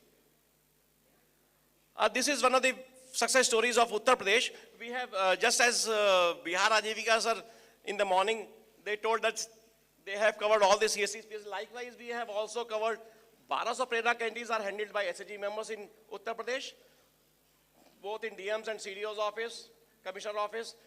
This is, the third point is more important. 832 Prerna canteens are at CSC, PSC, government hospitals. We have covered all the CSCs, PSCs in the state through these Prerna canteens. These canteens are totally owned and run by the SSG members. Of course, the premises is given by the hospital authorities. And this is the big example of convergence between the health department and the UPSRLM. Next, please. This is another intervention, cow dung paint. We have cow dung paint is meant for SSG members. They have been given training in the National Paper Handmade Institute. And this unit is now installed in Badaयूं, Unnao, Pratapgarh, Varanasi, and Raebareli. The cost of project is around 25 lakhs. Next, please. This is another intervention done by the SSG members, Citizen Information Board, under Manrega works. Next, please. The SSG members are managing the community toilets also, and they are getting the honorarium from the state Panchayat Raj department. Next, please. These are something, some onboarding products of the districts, both at the Amazon and the Meesho, etc. Next, please. This is our strategy about my MED. Next. Next. Next. These are the further initiatives which we intend to go for in this coming year. Zaree Zardozi cluster in Bareilly, Shahjahanpur, Unnao and Barabanki, where we intend to involve around 2,500 SSG members. In Varanasi Sari cluster, Varanasi, you may have heard a lot about the Varanasi Sari. Varanasi, Mau, Azamgarh and the other, they are the big weavers there. The weaving is done by the SSG members also. I'm going to show you the video of that also. Chanderi Sari cluster is in Lalitpur. Then carpet cluster, you may have heard about the carpet also. Bhadai carpet may be, it's very famous and it is exported. So Chanderi carpet cluster in Sandra Vidas Nagar, Mirzapur, Sonbad. Then macram cluster, decorative items in Devariya, and paper product cluster in Jhansi. Next, please. Next. Next. Next. Next. Next. Next. This is the plan. 6 clusters we developed as artisan clusters, 25 cow dung paint and emulsion. TSA will be engaged for developing online app for SAG product. Next, please. One big next, please. Yes, next. I would like to especially mention this thing. Our chips of Firozabad district, 650 SAG women potato farmers of Firozabad district, they borrowed fund from the revolving fund and the community investment fund of their respective SAGs. They also contributed rupees 3,000 each to become equal shareholders of the company. These were trained by Bird Institute and NABARD for capacity building. Now they have scaled up, its per day production is 15,000 packets with total sales in a month amounting to around 4 lakh chips. 5 रुपए का packet होता है, इसमें 40 रुपए जो है women farmer को 40 पैसे जाते हैं women farmer को, rupees 70 पैसा goes to company and rupees 50 पैसा goes to salesman. The profit per packet to company has been around 70 पैसा, making monthly average profit around 2.5 lakhs. ये हमारी एक फिरोजाबाद की कंपनी है, चिप्स बनाने का काम करती है, wholly owned, wholly controlled by the, this is an example of FPO in Firozabad. Next, please. This is how they have done it. Women shareholders are 650. They contributed rupees 3,000 each for equal shares in company. Women farmers, 37 women farmers, they sold their potato to this and they earned around 8,800 per person profit earned by selling potatoes to company. There were 6 unskilled or semi-skilled women laborers who earned rupees 6,000 per person as worker in the company, and skilled laborers earned around 15,000 per person as a skilled labor in company. And women sale agents, this is again the marketing side. Women sale agents, there are 150 sales agents and who earn around 2,000 rupees per person by selling chips to retailers. This is how we are trying to promote women and women-owned FPOs. एक video दिखा दीजिए जरा हमारा, please. Sir, allow me to play at least 5. हाँ, दोनों. This is for video only. जीवन की इन 3 मूलभूत आवश्यकताओं में सबसे पहली श्रेणी पर आता है रोटी, और रोटी देने वाला है किसान। वो किसान जो हमारे परिवार के भरण पोषण के लिए पूरे साल काम करता है। क्या हम उस किसान को मदद कर रहे हैं? आइए हम जानते हैं इस बात को जानने के लिए हम चलेंगे उत्तर प्रदेश, और उत्तर प्रदेश के अंतर्गत उत्तर प्रदेश राज्य ग्रामीण आजीविका मिशन में उत्पादक समूहों और उत्पादक संगठन के माध्यम से महिला किसानों को बढ़ाने का काम किया जा रहा है, जिसके अंतर्गत बेसिक्स लिमिटेड तकनीकी सहयोगी संस्था के रूप में सहयोग प्रदान कर रही है। और मैं रेखा तिवारी बेसिक्स लिमिटेड की तरफ से आपको हम परिचय कराएंगे कुछ उन महिलाओं से जो कृषि के क्षेत्र में एक अच्छा काम कर रही हैं और अपने जीवन के साथ साथ अपने परिवार के जीवन को भी बदलने का काम कर रही हैं। इसी कड़ी में हम चलेंगे अलीगढ़, और अलीगढ़ के टप्पल ब्लॉक की सीमा सिंह उद्योग सखी से मिलेंगे, जो कि अपने उत्पादक समूह में किस प्रकार से काम कर रही हैं वो बताएंगी, और वो ये भी हमें दिखाएंगी कि किस तरीके से बाजार समृद्धिकरण का काम किया जा रहा है। और ये समृद्धिकरण इतना आसान नहीं है, कई श्रेणियों से होकर बाजार समृद्धिकरण का काम किया जाता है, जिसमें शक्ति प्रेरणा पीजी के अंतर्गत आलू उत्पादन और उसकी बिक्री के लिए कैसे तैयारी की जा रही है, आइए हम आपको दिखाते हैं। मैं आजीविका सखी सीमा सिंह, गाँव माला, ब्लॉक टप्पल, जिला अलीगढ़। मेरे समूह का नाम सरस्वती और मेरे पीजी समूह का नाम है शक्ति प्रेरणा उत्पादक समूह। देखिए जैसे कि हमने ये आलू की फसल की है, इसमें ये हमारा मीडियम साइज का आलू है और ये है बिल्कुल छोटा वाला आलू। ये देखिए ये छोटा आलू है, बहुत छोटा वाला, जिसे किर्री भी बोल सकते हैं। इसकी छटाई करके हमने अलग अलग बोरों में डाल दिए हैं। और ये है मोटा आलू। मोटा आलू। इस मोटे आज के आलू हैं जिनकी छटाई करके बोरों में डाला जाएगा, फिर उन्हें सिलाई से पैक करके ठेली में रखा जाएगा। ये देखिए, ये ढेर है और ये यहाँ इनको भर के, इनके अलग अलग करने का रीज़न ये है ताकि हमारा जो रेट है, छोटे आलू का रेट हमें कम मिलेगा, मीडियम साइज़ के आलू का रेट हमें थोड़ा उससे बेहतर मिलेगा, और जो मोटा आलू है उसका रेट हमें सबसे अच्छा मिलेगा। अगर हम इन्हें इकट्ठा करके ले जाते हैं, बिना बोरों में पैक किए ठेली में वैसे ही भरकर ले जाते हैं, तो उससे हमारी फसल का रेट हमें बहुत ही कम मिलता है। एक साथ छोटे आलू के साथ ही लगा दिया जाता है, लेकिन जैसे ही हम इन्हें छटनी करके इस प्रकार से, और ये देखिए सिल दिए हैं हमने, बिल्कुल रेडी हैं अब ये हमारे बोरे, और इनको अब लाद कर हम ले जाएंगे तो हमें हर बोरे का अलग प्राइस मिलेगा। छोटा है आलू तो छोटे हिसाब से जिसका कम रेट है, मीडियम साइज़ वाला आलू है तो उसका हमें अलग रेट मिलेगा, और जो बड़ा आलू है उसे उसका हमें सबसे अच्छा उचित रेट प्राप्त होगा, जो हमें हमारे लिए फ़ायदेमंद है। तो इसीलिए हमने ये ग्रेडिंग प्रणाली के द्वारा अपने आलूओं की छटनी करके अपने आलूओं के बीज को अलग कर दिया है, छोटा अलग, बड़ा अलग, बीज का अलग। धन्यवाद। कपड़ा और मकान हमारे जीवन के इन 3 मूलभूत आवश्यक। एक हम आपका नॉन फार्म में छोटा सा दिखाते हैं साइट, जस्ट 2 मिनट, 1 मिनट लगेगा, प्लीज अलाउ।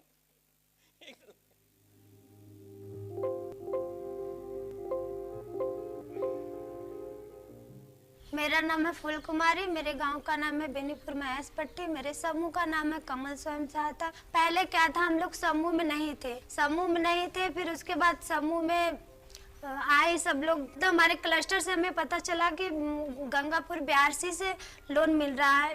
फिर वहाँ गए, ट्रेनिंग दिए, 3 दिन ट्रेनिंग देने के बाद हमें 1 लाख रुपए वहाँ हमें सहायता मिला। फिर उसके बाद हमने आया, उतने में 1 लाख में पालून नहीं हो पाता। फिर हमने क्या किया, एनआरएलएम से पैसा लिया, एनआरएलएम से पैसा लेकर फिर हमने मिलाकर फिर पालून गाड़े। हैंडलूम से पहले हम लोगों को कोई आमदनी नहीं हो पाती थी। हमने जब पालून गाड़ा तो उसमें हम लोगों को समझ में आया कि हाँ है। हैंडलूम में होता था, एक दिन में सब लोग 4 दिन में 1 साड़ी बनाते थे, और पालून का क्या है, पालून में जो बिनने वाले हैं 1 दिन में 2 साड़ी आराम से निकाल लेते हैं। और उसमें क्या है कि पहले हमारे घर की स्थिति इतनी खराब थी कि कोई कमाता था ठीक से, हम लोगों का भरण पोषण भी नहीं हो पाता था। फिर उसके बाद यहाँ से जब हमने पालून लगाया तो पालून से हम लोग अपना जो है खर्चा भी निकाल लेते हैं, बचत भी कर लेते हैं। कम से कम हम लोगों को 12 से 10 हज़ार तक बच जाता है। अब वही सालाना हम लोगों का 1.25 लाख के आसपास पहुँच जाता है।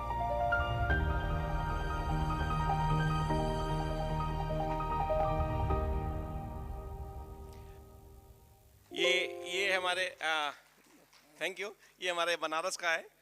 और आपको एक बात और बताना चाहेंगे, अभी नीति आयोग है recently give us a ranking, अभी रिव्यू 2023 में हुआ, उसमें मल्टीनेशनल पॉवर्टी में UP has made a big STRIDE.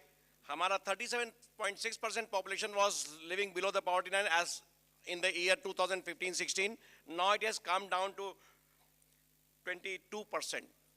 We have made a big stride in multi-general poverty reduction also, and seeing the role of UPSR, the SRLM activities and all these, the CM, Honorable CM sir has put these 3 indicators as KPI in his Darpan UP CM dashboard portal, which is the transfer of revolving and CIF to SHG members and BC Zaki members.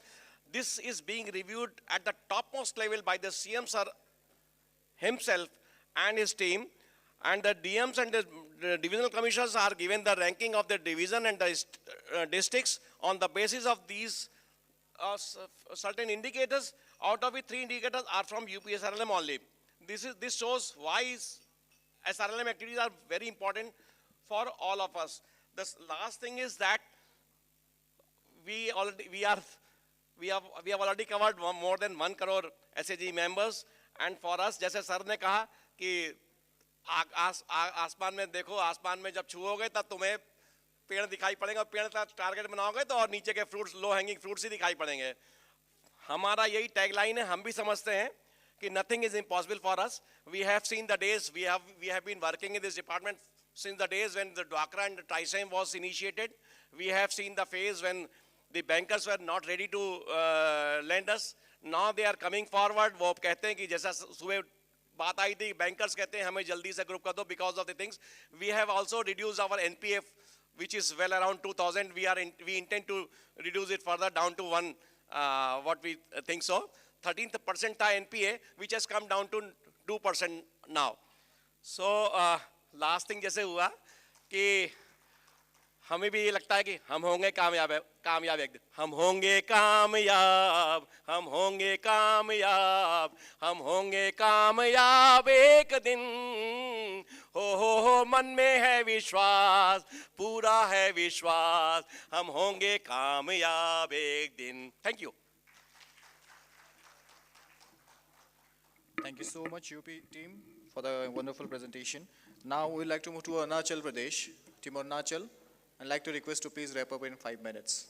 Followed by Sikkim and Mizoram. Please prepare accordingly.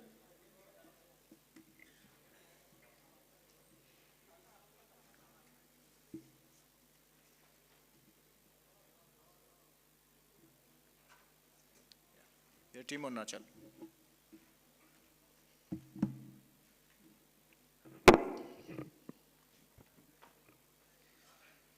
Good evening, everybody. I'll keep it very short. My name is Tubin Navam. I'm the lead for the non-farm in Arunachal SRLM. बाकी राज्यों से हमने बहुत कुछ सुना सीखा, बहुत आगे है वो हमसे, बट हमने बस अभी शुरुआत ही किया. तो हमारे पास में हमने ये किया वो बताने के लिए नहीं है, बट हमारे पास more of what we intend to do, उस तरह का कंटेंट हम आपको प्रेजेंट करना चाहेंगे. So this is the overall, the current scenario. We have formed about 647 PG, and we have released 858 lakhs of working capital so far. This was released just last month only, and including 323 lakhs of startup cost. So this is the overall figure as of now. This is where we stand in terms of PG promotions. Can we move to the next slide? Yeah, like I said, we do not have anything to showcase as such as to what we have done. Rather, what we intend to do, the community, the CRP EP, like you said, we do not have that much of population, so we cannot go about creating a lot of cadres. But we feel that there is a need to have a cadre dedicatedly for the promotion of PG. For that, in that regard, we are promoting CRP EPs who's going to look after the PG as well as the non-farm intervention in the state. Next, please. So these are some of the challenges and learning so far with what we have faced so far. Next, please. Yeah, so this is the way forward. It's self-explanatory. Next, please. Next. So we have just recently registered 2 PEs.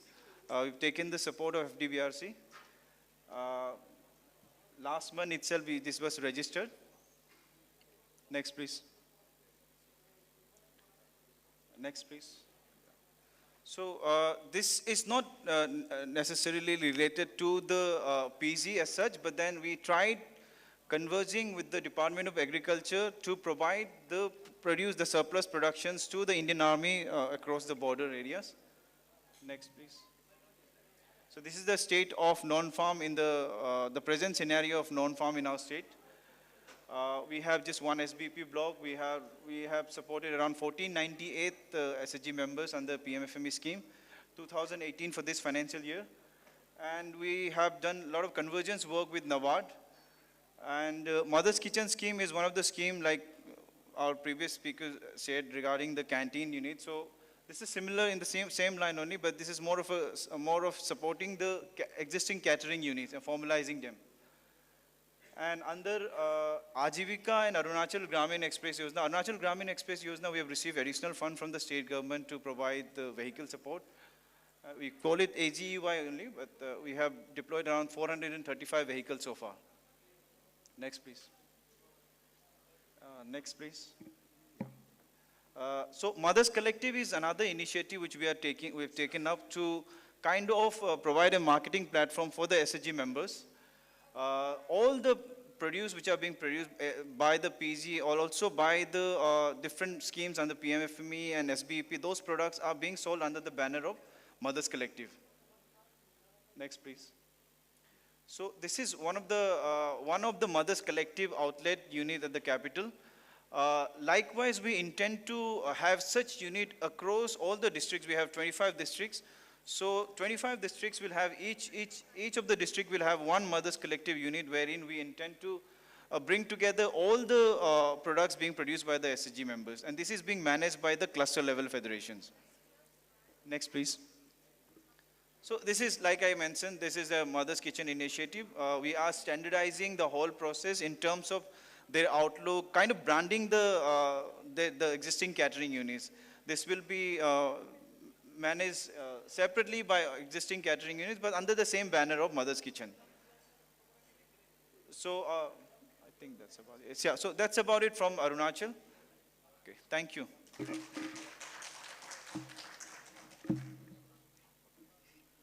Thank you, Team Arunachal. Now I'd like to request Team Sikkim, please.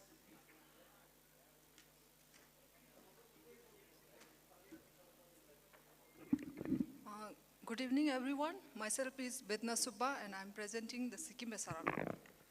So,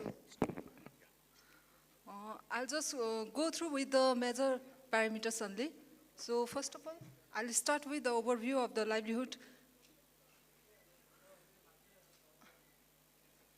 Okay. So, this is the overview of the livelihood outreach of the Sikkim SRLM. So, as of now, we have promoted the SHGs 121. Actually, we have targeted in the financial year 25 in the 22-23, but due to frequent changes of CEO, we haven't achieved the target. So we have carried forward the same numbers in the upcoming, this financial year also. So overall, till now, we have achieved 145 producer group, but only 2 numbers are that profiling in the MKSP portal. Still, there is some issue. That's why our MIS team hasn't profiling the PGs in the MKSP portal. So that issue has been raised in the MIS portal or also sent the mail to the MMA team. So the same person we have, the same person of the producer group or the beneficiaries, we have targeted to work on the value added. So can you change the slide? So if I talk about the cereal producer group, nowadays our peoples are very health conscious. So keeping on the mind of eating mindset of the people, we have planned to promote the millet crops by value added in the form of like cookies and like pancake. So in the form of that, we have planning to promote on that. So I think our people loved it.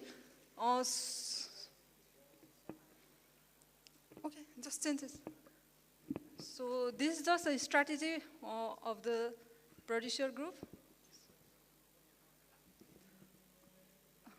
Can you change this? Just change it. So these are the area where we have put it the numbers, colors, where we are intervention done in the non-farm activities. So handlooms, food processing, homestay, then tailoring units, handicrafts, and that food process, fast foods and canteens. So colors have been put where this intervention have been done more.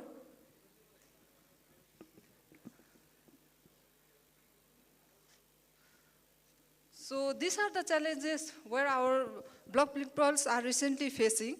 So in Sikkim, if you see, so most of the SHG members who are quite little educated, they have been employed under the Sikkim state schemes of OJOF, one family, one job. So it's quite complicated to mobilize the SHG under the PGs. This is one of the major challenges. And second is financial inclusion. So in financial inclusion also, it's very complicated to convince the PGs to take the loan from the bank because most of the department has already given the grant loan to the SHG members. Even the government also provided a loan, provided the grant to the SHG members. So because of small debt state or less household also, that all the department has easily covered all the SHG or all the households. So it's quite complicated to convince them or motivate them to credit linkage. So in this regard, we are carry forward for the more awareness and more campaigning in conversion or collaboration with the bank at the block level. So that thing we are doing on it.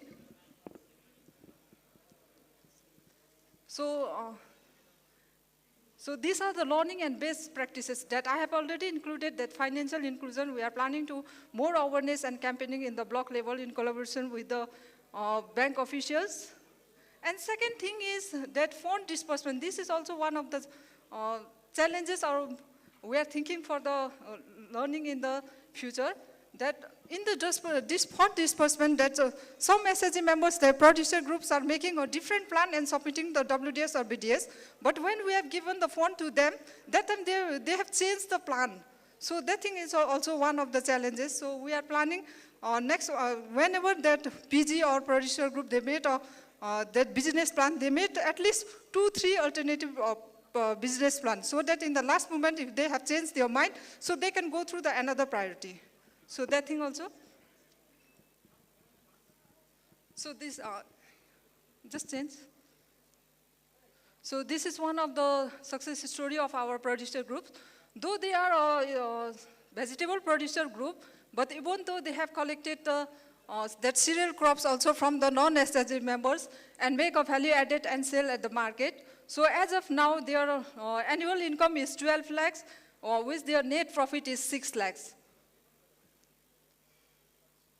Change.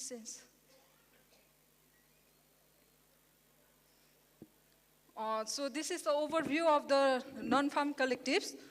So under the NRLM intervention, we have promoted as of now 435 numbers of enterprises with the support of PFME schemes and other department schemes. And we have that one registered collectives also, where 15,000 members are there.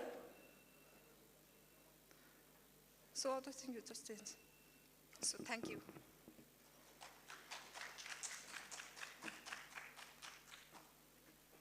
Thank you, Team Sikkim. Now I'd like to request Team Mizoram.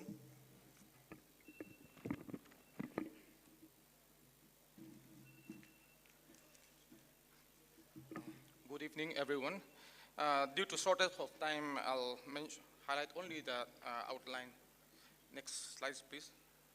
This is the state overview. We have covered 11 districts with 26 RD blocks, and number of villages is 686. Next. And under PG, we have set up 99 numbers of PGs, and we have 2 producers enterprise, that is Raupiliani Women Farmer Producers Company Limited under MKSP value chain, and FDRVC is a technical support agency. And the second one is that Chimpe Women Poultry Company Limited. We took this one from NERLP, and they are dealing with poultry. Next slide, please. This is the status of PG extracted from the MIS. Next. And this is the strategy for promotion of PG. Next, please. Next. And this is the main challenges like bad drought condition and import of these low-cost commodities like vegetables, poultry, etc. from outside state, and this hampers the marketing and the price within the state. Next, please. This is the learning of best practice. RPG, they collect produce from the farmers, and they used to sell to the nearby district and within the state capital. Next. And this is the way forward. We have to, focus will be given to PG for strengthening this PG, and more SHG will be mobilized in the PG, and will give exposure visit to best practice sites also. Next. And these are the main challenges under the producers' enterprise. And learning is, we have learned that there is a huge potential for marketing of spices like ginger, turmeric, and Mizo chili outside the state. And that Ropuyeni, the company is currently engaging in negotiation with buyers. Next. This is the way forward. The company will seek more buyers for marketing of spices, and more members will be mobilized under the company. And that procurement of and selling of spices, ginger, chili, and turmeric will start from the upcoming harvest season, that is November 2023. These are the success story. The first one is that mobilization of the company member. Next, please. Next. Okay. Our SMM non-farm failed to provide me data on time, so allow me to play one success story on non-farm. It will be only 3 minutes.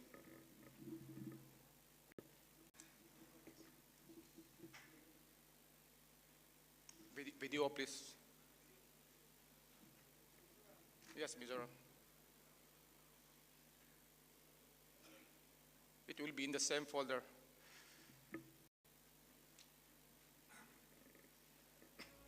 Ar Vanel Zwali ania Ramtiam SAG members nilai kani Reek VO2 noya kan omme kani kumsang ni som pasari khan Reek kwa SAG laudin tran ania chuta chuan ka inziak lut ve a CIF loan le bank loan te group loan te in tuna kan restaurant hi kan laudin tran ta ani kum khat aral nu chuan ama a ka loan lak kha ka rul zawa CIF loan le bank loan nuai sari ka lak bel le a nuaya hian room ni homestay kan lo siam ta ani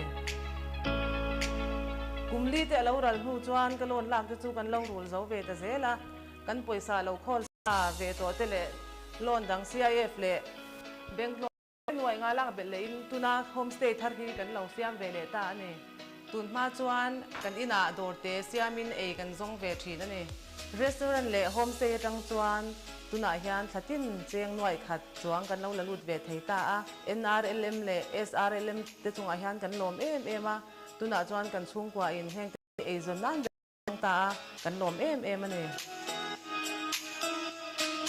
Okay, thank you so much.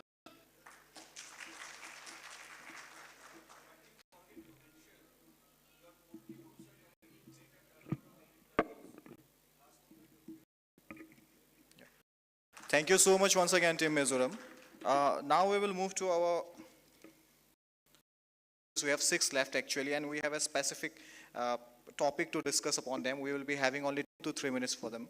And our thing that the thing that we want from you is that with the areas of work you have, how you can support SLMs in the particular date. So we stick to that topic only, and I will now tell the names of the support agencies. First, I would like to invite QMark on the stage, representative from QMark, and please stick to the topic and try to wrap it up in 2 to 3 minutes.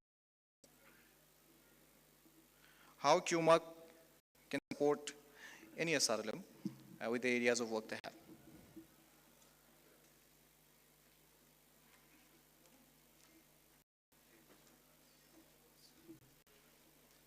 And very good evening, everybody. And QMark International Certifications.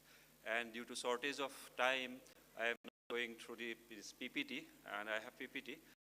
And this certification agency is a certification body under PGS, and we are a startup company based at Guwahati, and it's 3 years old company. Right now, we have pan-India presence in 6 states with 1 lakhs of farmers and 45,000 of area. And we are associated with Assam State Rural Livelihood Missions 3 years. And very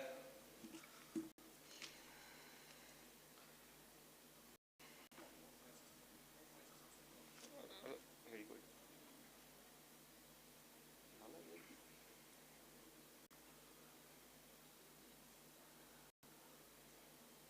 Yes, I covered this.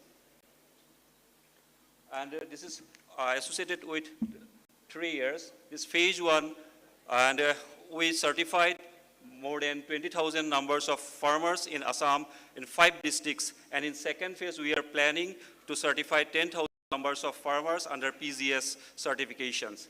And in this case, we will cover 15 districts and 20 blocks.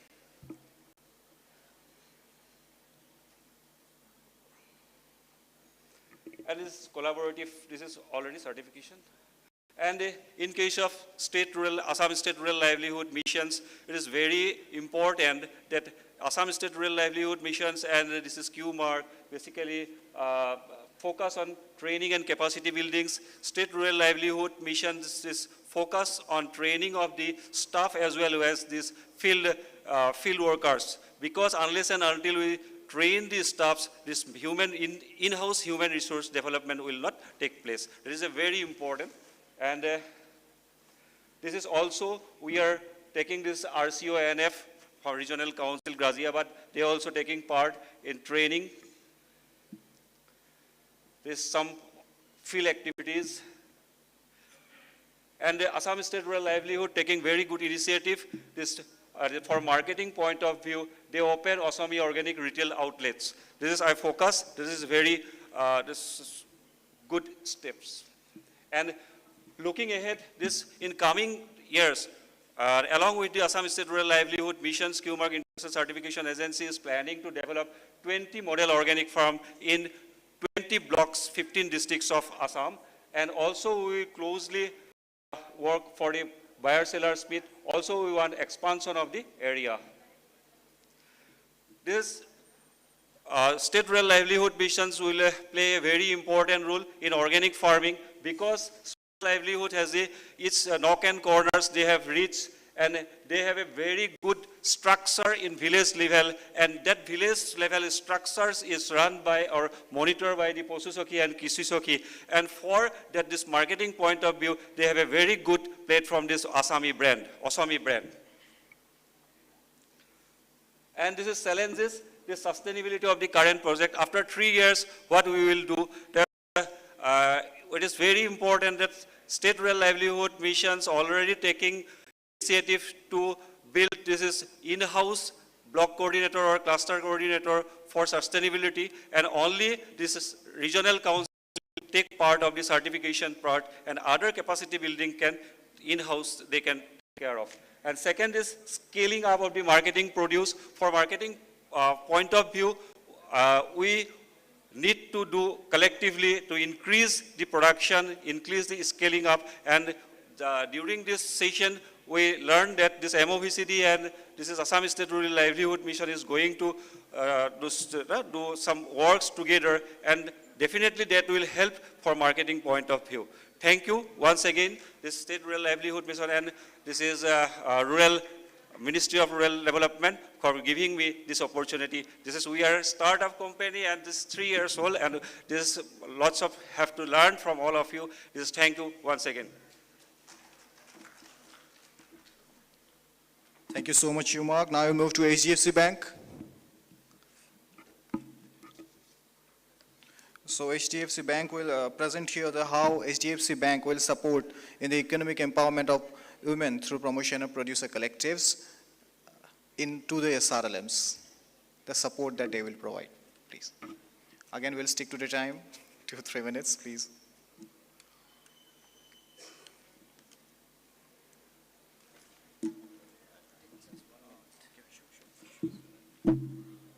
A very good evening to everyone.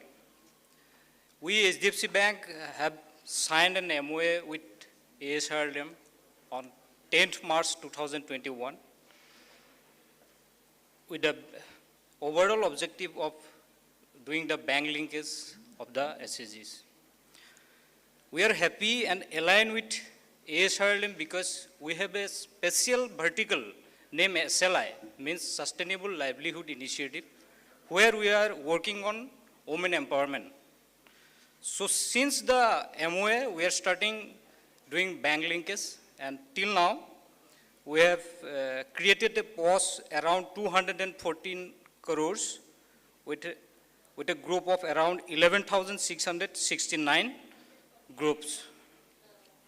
Last but not the least, I want to share one best thing about the groups that we don't have any NPA till now. All the groups are paying regularly on time. So thank you, ma'am, and all the esteemed employees of ASRLM. We are looking forward to your support in future. Thank you.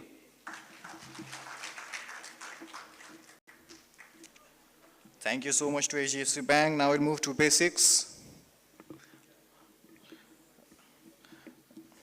How basics will support with their expertise to all SRLMs in this women empowerment, economic empowerment of women.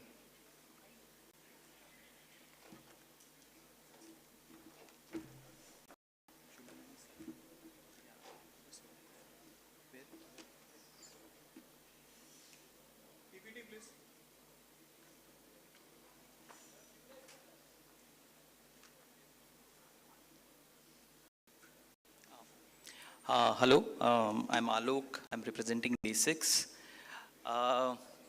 In April, May, when I was in Himachal Pradesh and we were trying to connect ourselves to FPCs producing apples, a lot of things about how the productivity is increasing every year, how the FPCs can access newer markets, etc. And suddenly in the month of July, August, because of rains, the apple production has decreased substantially. The quality of apples has also gone down in terms of color, etc. So whether FPCs which have been recently formed are able to address questions like this. This is where Basics has come up with a model farmers market. We have been associated with the livelihoods mission for quite a while. I'll just skip the slides and focus on the new initiative that Basics is promoting, which is known as Basics Farmers Market.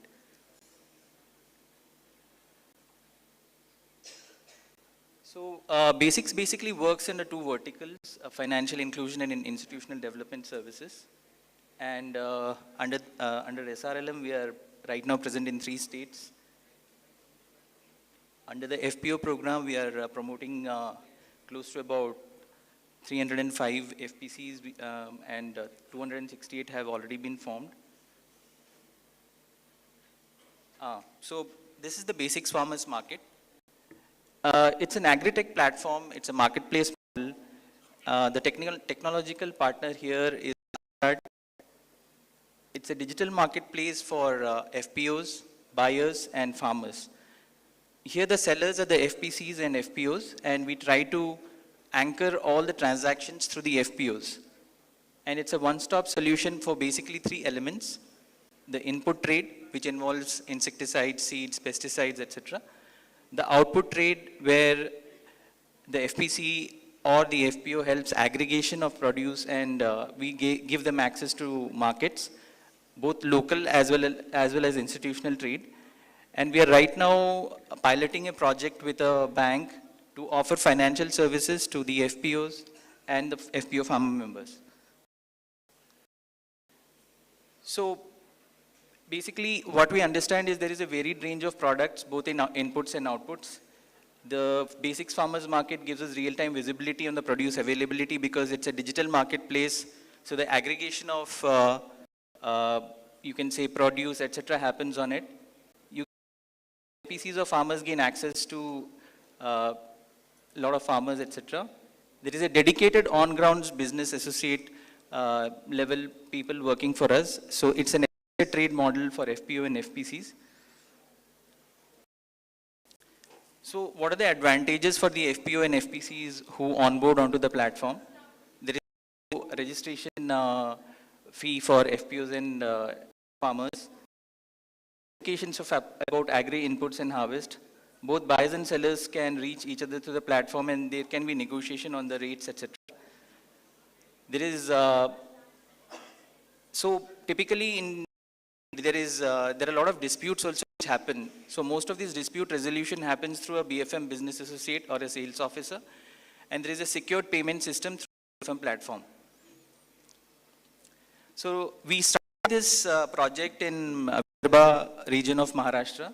We have now grown to 3 states. Basically, we are currently operational in Maharashtra, Himachal Pradesh and Uttar Pradesh. And we are looking to pilot the project in MP, West Bengal and Assam this year. So we have close to 3 lakh farmers on the platform, around 521 FPOs, around 171 buyers are on the platform, and there is a credit pilot with a bank in the month of October.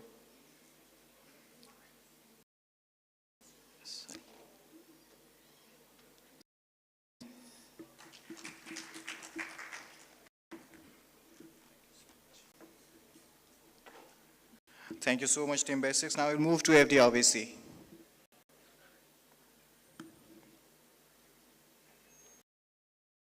FDRVC with SRLM, with the domain knowledge is there.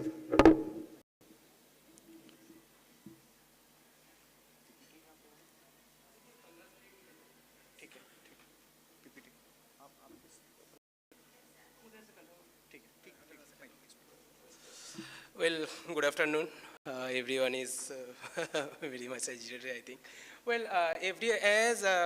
FDRVC, we are working with all the states in Northeast, in these 7-8 states in Northeast.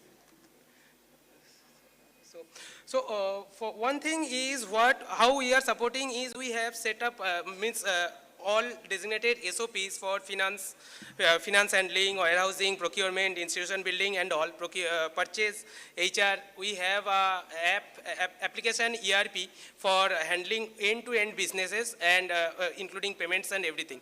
Other than this, also as there are different training modules, as Ram sir has once mentioned about the BOD training is not happening in lot of places. They are only signing authorities and no ownership are there. But in these places like Mizoram and Meghalaya, where we have involved, so there are slides where we have pictures and all where we have worked with the BODs. We are telling them how we are doing handling the finances and what all activities are there. So that SOP and that thing is also set for these Ps. Next. Well, in these places, as of now, we are working 5 farm projects we are doing in Assam, Mizoram, Arunachal, and one in Jharkhand.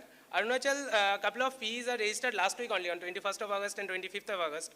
And with Assam, we have incorporated the P in Tinsukia in April. Rest for non-farm we are doing in Odisha, 3 non-farms, Odisha and Meghalaya, and some poultry projects, livestock projects we are also doing. Next. These are these are the Ps, the links are there, all the PPTs are there, but there is not much time. If anyone wants, I will leave this PPT, they can see how far we have done and all. One thing I just want, if we can go to the Meglum EPC. You click on that name, Meglum EPC. Yes. Control and. Okay, we will take it later. Go to the next slide, then we will take it later. Next. So actually, we are. Our company was incorporated in 2019, and now we have registered 26 Ps actually. Last week we have established 2 more. Next. We have done almost the procurement in rest of the Ps across the country. We have done around the membership is 6,000 as of now. This is 44,500, but it is not including Mizoram and Arunachal, Mizoram and Meghalaya. Next is the farmer payments by procurement and all. So far last year we have done 45 crores of procurements. This year it is in June, July in 1 P. We have done some 7 crores of procurement, and that is in a operational profit of 36 lakhs. So we have all set SOPs and all for procurement, purchase of materials, purchase of equipment, furniture, and the warehousing and all. This is the metric ton in terms. So last year we have procured around 31,000 metric tons of commodities in these 8 pieces, and these all pieces are at least 2 years old. So these are the things what we are doing, starting from making the proposal till handing over to after 3 years of project. So I am not going one by one, it will take a lot of time in that case. Generally there are, yes, in Northeast also you have seen there are delays. There are delays in operational aspects and all, but generally within, from signing the TSA agreement after passing it into the EC Executive Committee project, it takes around 150 working days to start to be procurement ready, companies end-to-end ready. These are one of the examples how we are doing through ERP or through the apps, the procurement. So means these, the number one, this is the mobile, actually we give it to the Sanchalikas, and there everything is set. In the number 2, we can see all the members are getting a card where there is a QR code. After scanning that, they can check their quality of the product in number 3, number 4, and then the procurement happens, stitching and all these things happens, and you can see the number 8. That is the way, means we, wherever we procure, within 3 days we do the payments. And then these are there is a, in number 10, this is a Fishsoft software who have been working for ERP, who have developed this app. And these are some of the sellers where we have already sold, or we have already made some business, and that is in large scale. Other than this, there are parties who are doing small scale businesses. That is all. Other than this, if you, slide number 26, you can go.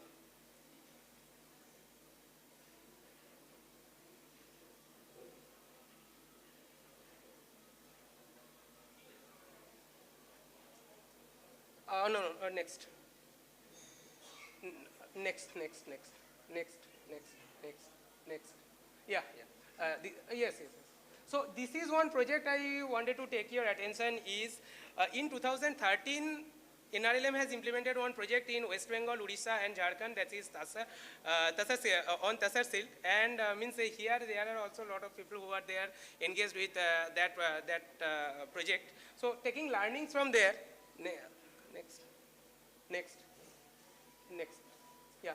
So taking learnings from there, we have done this sericulture project also. Although that is Tasar and this is Eri, there are differences, but we are here also. We are establishing drainage, and then we are doing the plantation, means doing all the plantation support and all. So here we have, there are 324 members in this company, and we have distributed seeds to 225 members. We have given training of drainage to 36 members, and also we are doing end-to-end value chain kind of work that when the Meghalaya was presenting their projects and success stories, they have mentioned it. So in that project we have dyeing, making the garmenting and all these components we have kept. Next. This is one of some of the numbers that we have distributed seeds to 225 members. Castor seeds we have distributed, which is the annual crop, and 111 members we have distributed Keseru seed, which will start giving leaves from 5 years, but it will give for 10, 15 years. The rest of the numbers are there. Next. Okay, so these are some of the pictures, field visit pictures. Next. These are some of the designs what we have made. So Bibhu sir once mentioned about this. There is a dedicated website for this. This is not a buyer-seller place, but for this particular P, there is we have made a PPT. We have made a website. Next one. And these all things we have already developed for the P. Yeah, this is for Jarkala. Yeah, before. This is for Jarkala, so that's I just wanted to mention that website is also ready, and these all products we are making with Jarkala. And that's it, I can close it.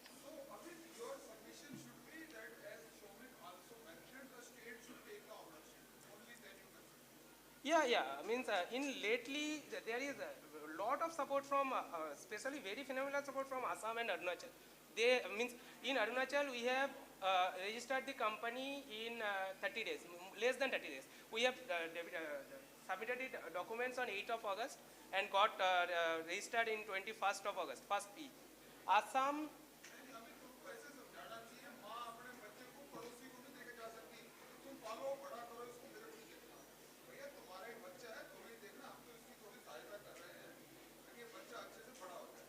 Yeah, definitely.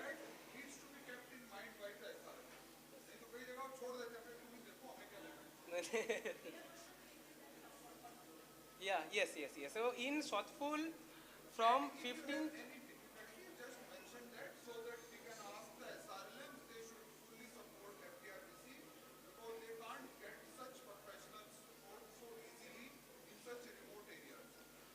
Yes, so one thing I must mention, for 2 states we have faced this problem, that is one is Jharkhand and another is Meghalaya.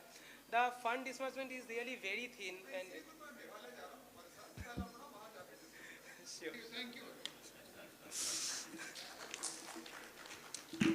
Thank you so much, Team FDR-VC. Now we move to SIMFED for their SIMFED.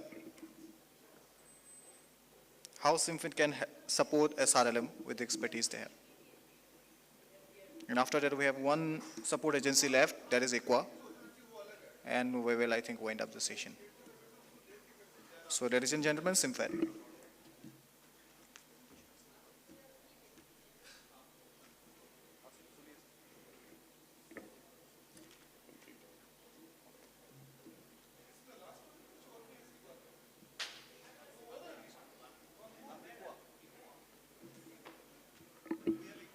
Hello, everybody. So, we've been engaged by SRLM, we are SIMFED. We have engaged to do this project, the promotion of organic farming with specific focus on certification and market linkage. But I'm very happy to inform you that this particular project is only for women. And whatever we are discussing here, that how to give chance women to demand as they are also farmers. So this is the example that SRLM in Assam is doing. And I believe it will be a landmark in Assam through SRLM that we are engaging women as a full-fledged farmers. From A to Z, all agriculture farming activities through this project we are doing. So uniqueness of the project is all are women farmers. So we are starting to tell them as women farmers because they are doing this, and 2 years project has been done under PGS system, under the NPOP guideline, PGS system. The farming practices that too in organic production. First one is the women farmers that they are directly entering to the organic production. Participatory mode through peer appraisal, and also they are going to do some marketing.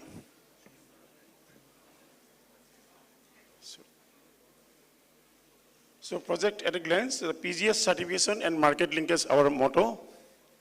The duration of the project is 3 years. Project area, number of district 5 in Assam. Number of blocks 20, clusters 40. Number of local group from 695, and we are targeting farmers 20,986, all are women. So these are the project. The first district is Odalguri district. And in every district, we are taking 4 development blocks. Under Odalguri, Masbat, Rauta, Odalguri, and Bhairgaon development block. Then under Nagaon district, Roha, Barampur, Dolonghat, and Lakhua development block. Then Tinsukia district, Kakopathar, Itakuli, Guijan, and Shodia development block. And Dhemaji district, Mashkhua, Sichiborgaon, Dhemaji, and Murkok Selang development block. And you see the distribution of the district, mostly covering the Barak Valley also, Lower Assam, Central Assam, and Upper Assam. So our project area is distributed, and with the help of the SRLM headquarters, cooperations, and although they are block level team, where the SIMFED is able to successfully run this project under PGS system. Oh, sorry, Hailakandi I forget. So this is Borak Valley, Hailakandi, Katrisara, Lala, Hailakandi, and Algapur development blocks. So deliverable as per NPOP guideline, of course, I don't like to elaborate those things, whatever activities done under the NPOP guideline only. Second year deliverable, more or less same, a little bit of changing. Then third year deliverable. So achievement that I already mentioned that we are having 20 blocks, organic cluster from 40. Then ultimately our target group is 20,910. I would like to show some photograph only. I'm not going to waste your time. You can see how farmers, women farmers are associated in this program from entire cultivation. Because in Assam, you know that our women are not 100% involved in cultivation process, but through this program, we believe that SRLM is going to create a history in Assam that full-fledged organic farmers, that too women. The photographs of monthly meeting of the local groups, all the local groups, how they gather in most of the weekly. So local group training, you see there are agricultural activity they are doing. Also marketing works. So organic outreach is there in the block level, that is their marketing. PR appraisal training. The PGS Green Certification distribution, second year it is PGS Green Certificate they are obtaining, and after next January, probably they will get the full organic certificate. Vermicompost production, the women are involved in these activities.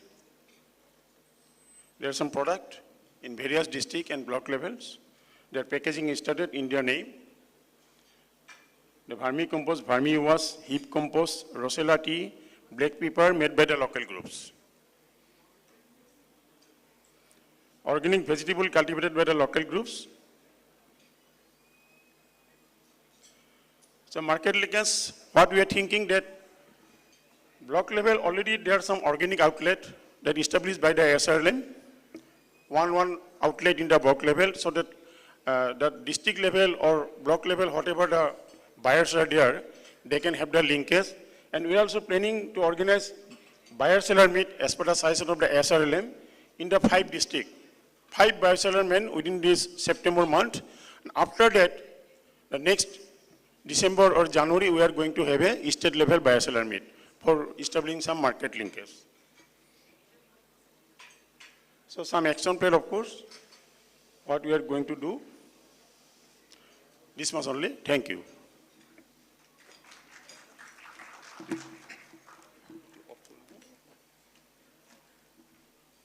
Thank you so much, Team SIMFED. Now we are moving to our last presentation, Team ICWA. So we'll try to restrict in 2 to 3 minutes again, reminding about it, how ICWA can support SRLM.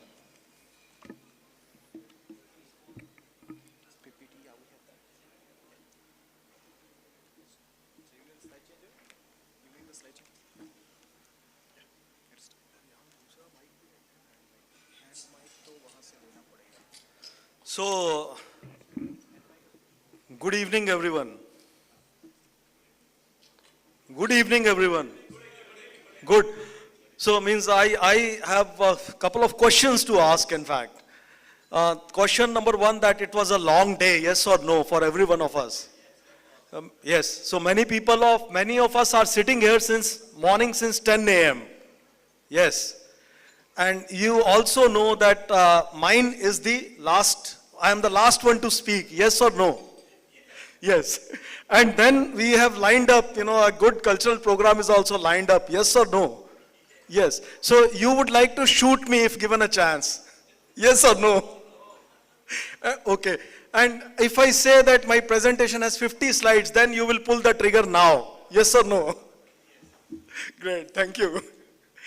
So, in fact, I would like to start with, there was last regional workshop which happened in Delhi. So, and that regional workshop, Charanjit sir mentioned that, means he quoted, कि आसमां में कौन कहता है आसमां में सुराख नहीं होता, एक पत्थर तो तबीयत से उछालो यारो. This is what, Charanjit sir mentioned. So, abhi mera role, see, I come from Organic International Competence Center for Organic Agriculture. So, mera jo role hai as a technical support agency is to do the capacity building. तो मैं उसी role में अपने presentation को अभी करूंगा. Means I will talk to you in the same role. और मेरी कोशिश ये रहेगी वो जो पत्थर उछालने की बात कर रहे हैं वो पत्थर आप ही उछाले, लेकिन तबीयत मैं क्रिएट करने की कोशिश करता हूं, दुरुस्त करने की कोशिश करता हूं. So see, we are talking, my name is Rohitashva Gakhar. We are talking about organic agriculture. Organic agriculture जो है हमारी, अगर मैं इंडिया की बात करता हूं, I am talking about India. So we have been, our standards came in 2001. Organic sector NPP standards की जब बात करते हैं वो 2001 में आ गए थे. और 2001 के बाद से मतलब the sector has completed its teen. लेकिन आज भी, means of course agriculture department has been in the country, ministry of agriculture and agriculture state department been handling the organic program since a long time.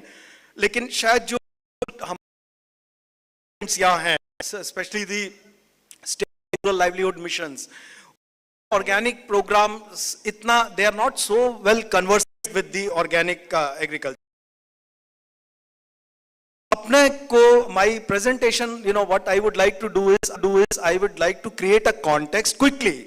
I will give a context देने के बाद में opportunity क्या है हमारे सब के लिए, means all these northeastern state rural livelihood mission here, opportunity क्या है, और additional 3 areas में मैं बात आता हूँ.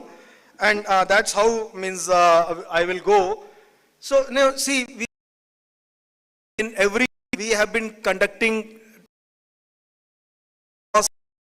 the state rural livelihood missions in various states. So the group of Mahila Kisan and the Krishi Sakhis who are attending, कि आप change agent की तरह काम करेंगे. You are the change agents, means a committed set of people. और वो जो people है ना, committed set of people, at a point in time they created the organization ECOA. This is our ECOA board of directors, current board of directors, and you can also see this slide to introduce the ECOA board of directors. But I just wanted to show एक Padma Shri farmer भी हैं, भारत भूषण त्यागी जी, जो UP से ही हैं. जब उन्हें ये सम्मान मिला, means we got this Padma Shri, तो वो आके ये बोले कि मैं जिंदगी जी रहा था, अभी मुझे पद्म श्री दे दिया, तो अब मतलब मेरे ऊपर बहुत लोड आ गया. I have a lot to do, lot to contribute.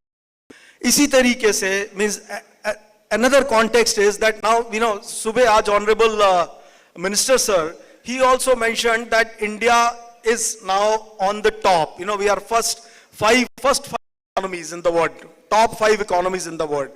Now, if we are getting to that level, so this also means कि हमें जो है कुछ कमिटमेंट्स भी हैं, मींस हमें पूरा उतरना पड़ेगा ना. जैसे पद्मश्री एक फार्मर को मिला, वो फार्मर ये बोलते हैं कि अब मुझे पूरा उतरना पड़ेगा, I will have to contribute to the society. Now for the country also we will have to contribute. So वो जो sustainable development goals, 17 sustainable development goals हैं, उसमें से 3 sustainable development goals are directly linked to organic agriculture. When we talk about organic agriculture, quickly, means goal number 2 is zero hunger.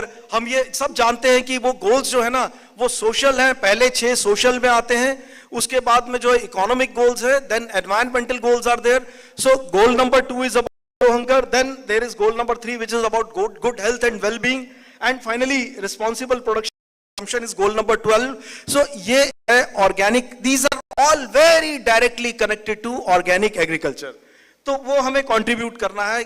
Now just quickly I will mention the journey of organic agriculture, means development of organic agriculture as a sector, अगर इसको हम 100 साल की journey पे देखते हैं तो ये, अगर मैं 1900 से बात करता हूं, सो पहले कुछ साल 50-60 साल ऐसे थे when we were in a means we call it organic 1.0, जब वो आइडियोलॉजी का फेज था, people were talking about it, people were talking about the ill effects of chemiculture. और उसके several people who wrote, means a lot of literature is there, especially one book which was by an American biologist, Rachel Carson, जिन्होंने लिखा है कि we are on the fork roads, means standing on a fork road. So, and in somewhere in 1970s, एक global एक संस्था बनी थी IFOM, और IFOM के बनने के बाद में ऑर्गेनिक के स्टैंडर्ड्स बनाए गए थे. तो ये 1970 के बाद का जो पीरियड है, that is called organic 2.0, which is called the era of codification. जब कोडिफिकेशन हुआ, मींस डिफरेंट कंट्रीज, इंडिया ने and means US, Europe, you can see everyone started, means countries started having their own standards. Then afterwards, so this is how it goes. There is organic 1.0, which is about founders and visionaries. Organic 2.0, which is about standards, private standards, means country standards. And then finally, now we are in organic 3.0, which is market reinvention, widespread conversion, performance improvement.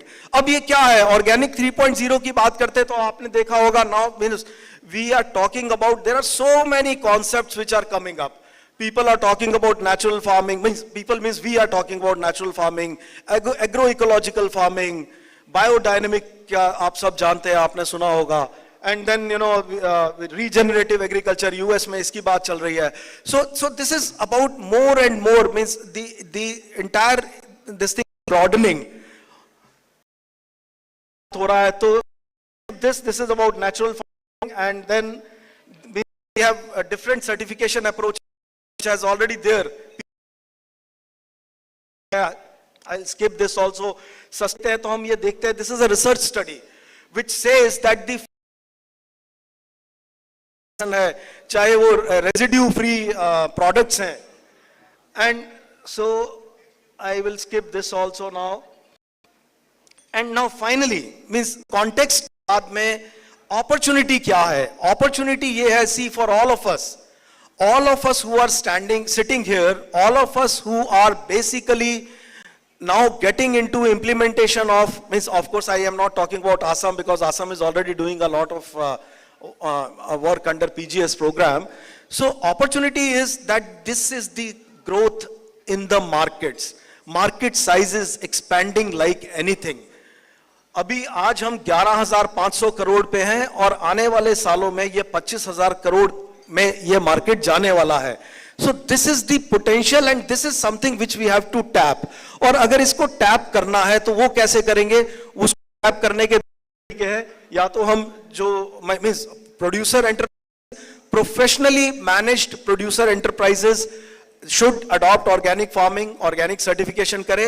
I was telling that 2 probably will start in Assam and 2 we will start with Meghalaya. So this MOVCD we should करना चाहिए, crop centric करना चाहिए, and finally means we must ensure that these 4 MOVCD FPCs, they become the model FPCs in entire Northeast. चलिए compete करते हैं agriculture department के साथ में. मतलब नॉर्थ ईस्ट में जो एग्रीकल्चर डिपार्टमेंट में काम चल रहे हैं, जो 200 से ज्यादा FPC अभी ऑलरेडी बन चुके हैं, सो उनसे compete करके हम 4 नए बढ़िया मॉडल बनाते हैं, which would be the best from the means best contribution from NRLM, from the state rural livelihood missions.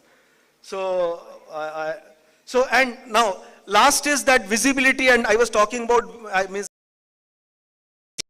also, sirs and madams, all of you who are sitting here, ऐसा field है, sir.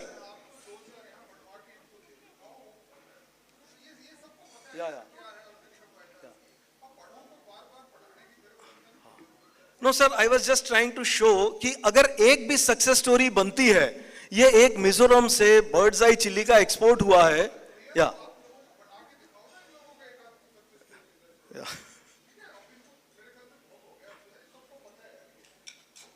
Perfect, thank you.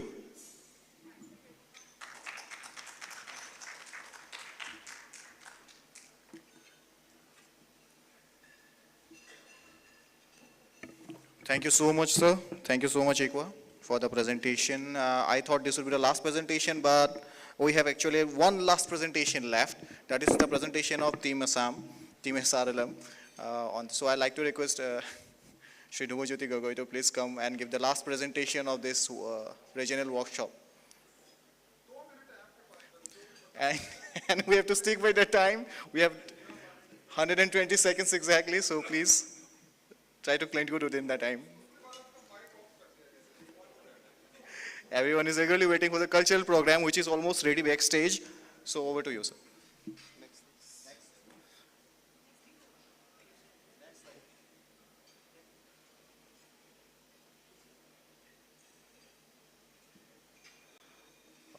Good evening, sir and madam. Just going through the PPT, not much, just challenges which we have faced during the FPO promotion, PG promotion, that's, and the way forward. So, next, please.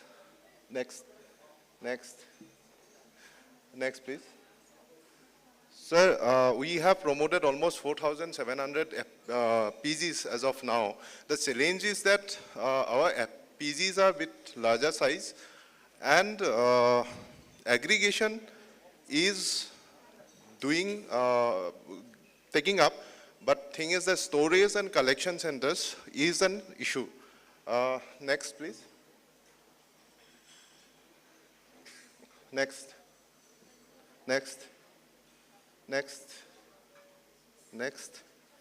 Sir, we have promoted almost one FPO under an RETP project, and 50 FPOs has been allocated under 10K FPOs. And other than that, we have collaborated with HDFC Bank and promoted 14 FPOs. What are the challenges we have faced is that the human resource challenge, which is for FPOs, then there's a capacity building of the ASRLM staffs regarding the FPO things. We are not that much expert in that thing. And one more challenge is that we need to aware the bankers about the FPO financing, because as we do with the BARS and all, organizations do SSG financing, but FPO financing is not being taken up that way. So, sir, if my humble request, if it can be taken up. And, sir, the retention of the FPO staffs is a big challenge. So, if we can make some kind of strategy or something where we can keep the staff for longer time, otherwise business get hampered. So we are also trying, sir, if we get that support from the other states and NMMU also, that will be a great help, because we need to develop an ecosystem to keep the people for a longer time, so that we can make the FPOs more viable and more profitable. And sir.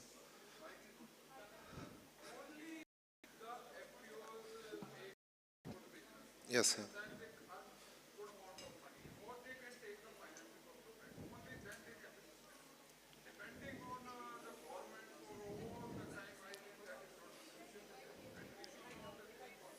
Yes, sir. Yes.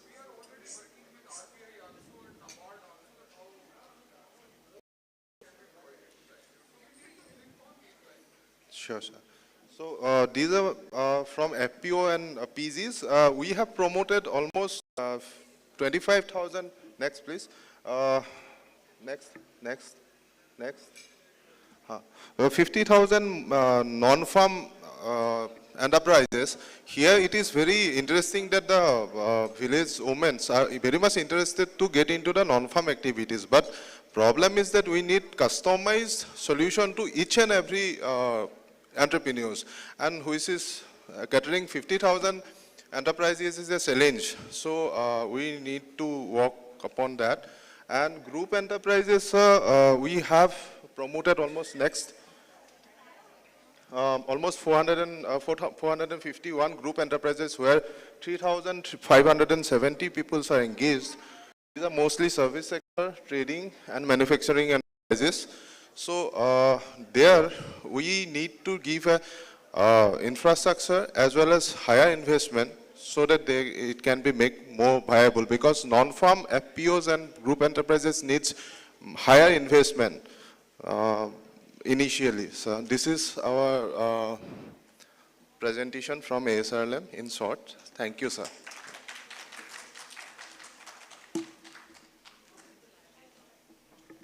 Thank you so much, Assam ASRLM. So I think with this presentation, we can conclude today's formal session. So anything you would like to add, sir?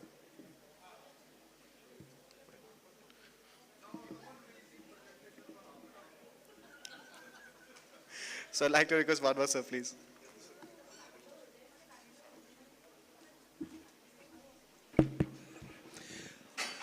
Thank you all for your patience. It was really a wonderful day. Only thing which is last but not the least is whatever we have presented and learned among ourselves, we have to implement it on the field level. That is the key. And all of you are doing lot of good things which have come to us, be it from UP, a larger, bigger state, or a smaller one like Sikkim. But point is, things are available among yourself. We have to go to the field level, start working, and have to work only for one thing, which is 2 E's. What we have been talking about since morning, empowerment and empowerment, and that too of the women. So on behalf of Ministry and our ASR, I would like to thank you. So on behalf of Ministry and our ASR, I would like to thank you all, especially the Assam team for arranging, and the partners who have come here for this workshop. Tomorrow again we'll join at around before 10 per se for the buyer-seller meet and understand how the nitty-gritties of buyer-seller goes on. Thank you so much.